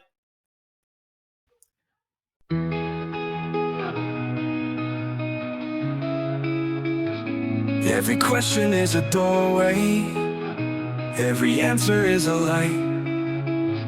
We're all searching for a meaning through the long and restless night. Question what you know, challenge what you believe, and see where the truth takes you.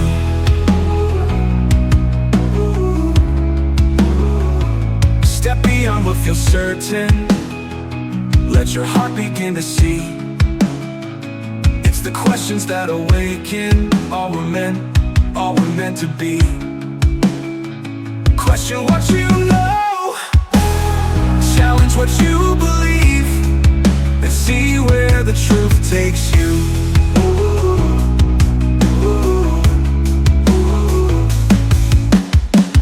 Not every answer's found in the light. Sometimes it's the journey through the unknown that brings us home. Question what you know, challenge what you believe, and see where the truth takes you.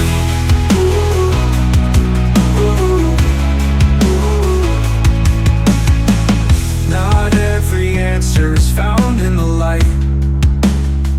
Sometimes it's the journey through the unknown that brings us home. Question what you know, challenge what you believe, and see where the truth takes you.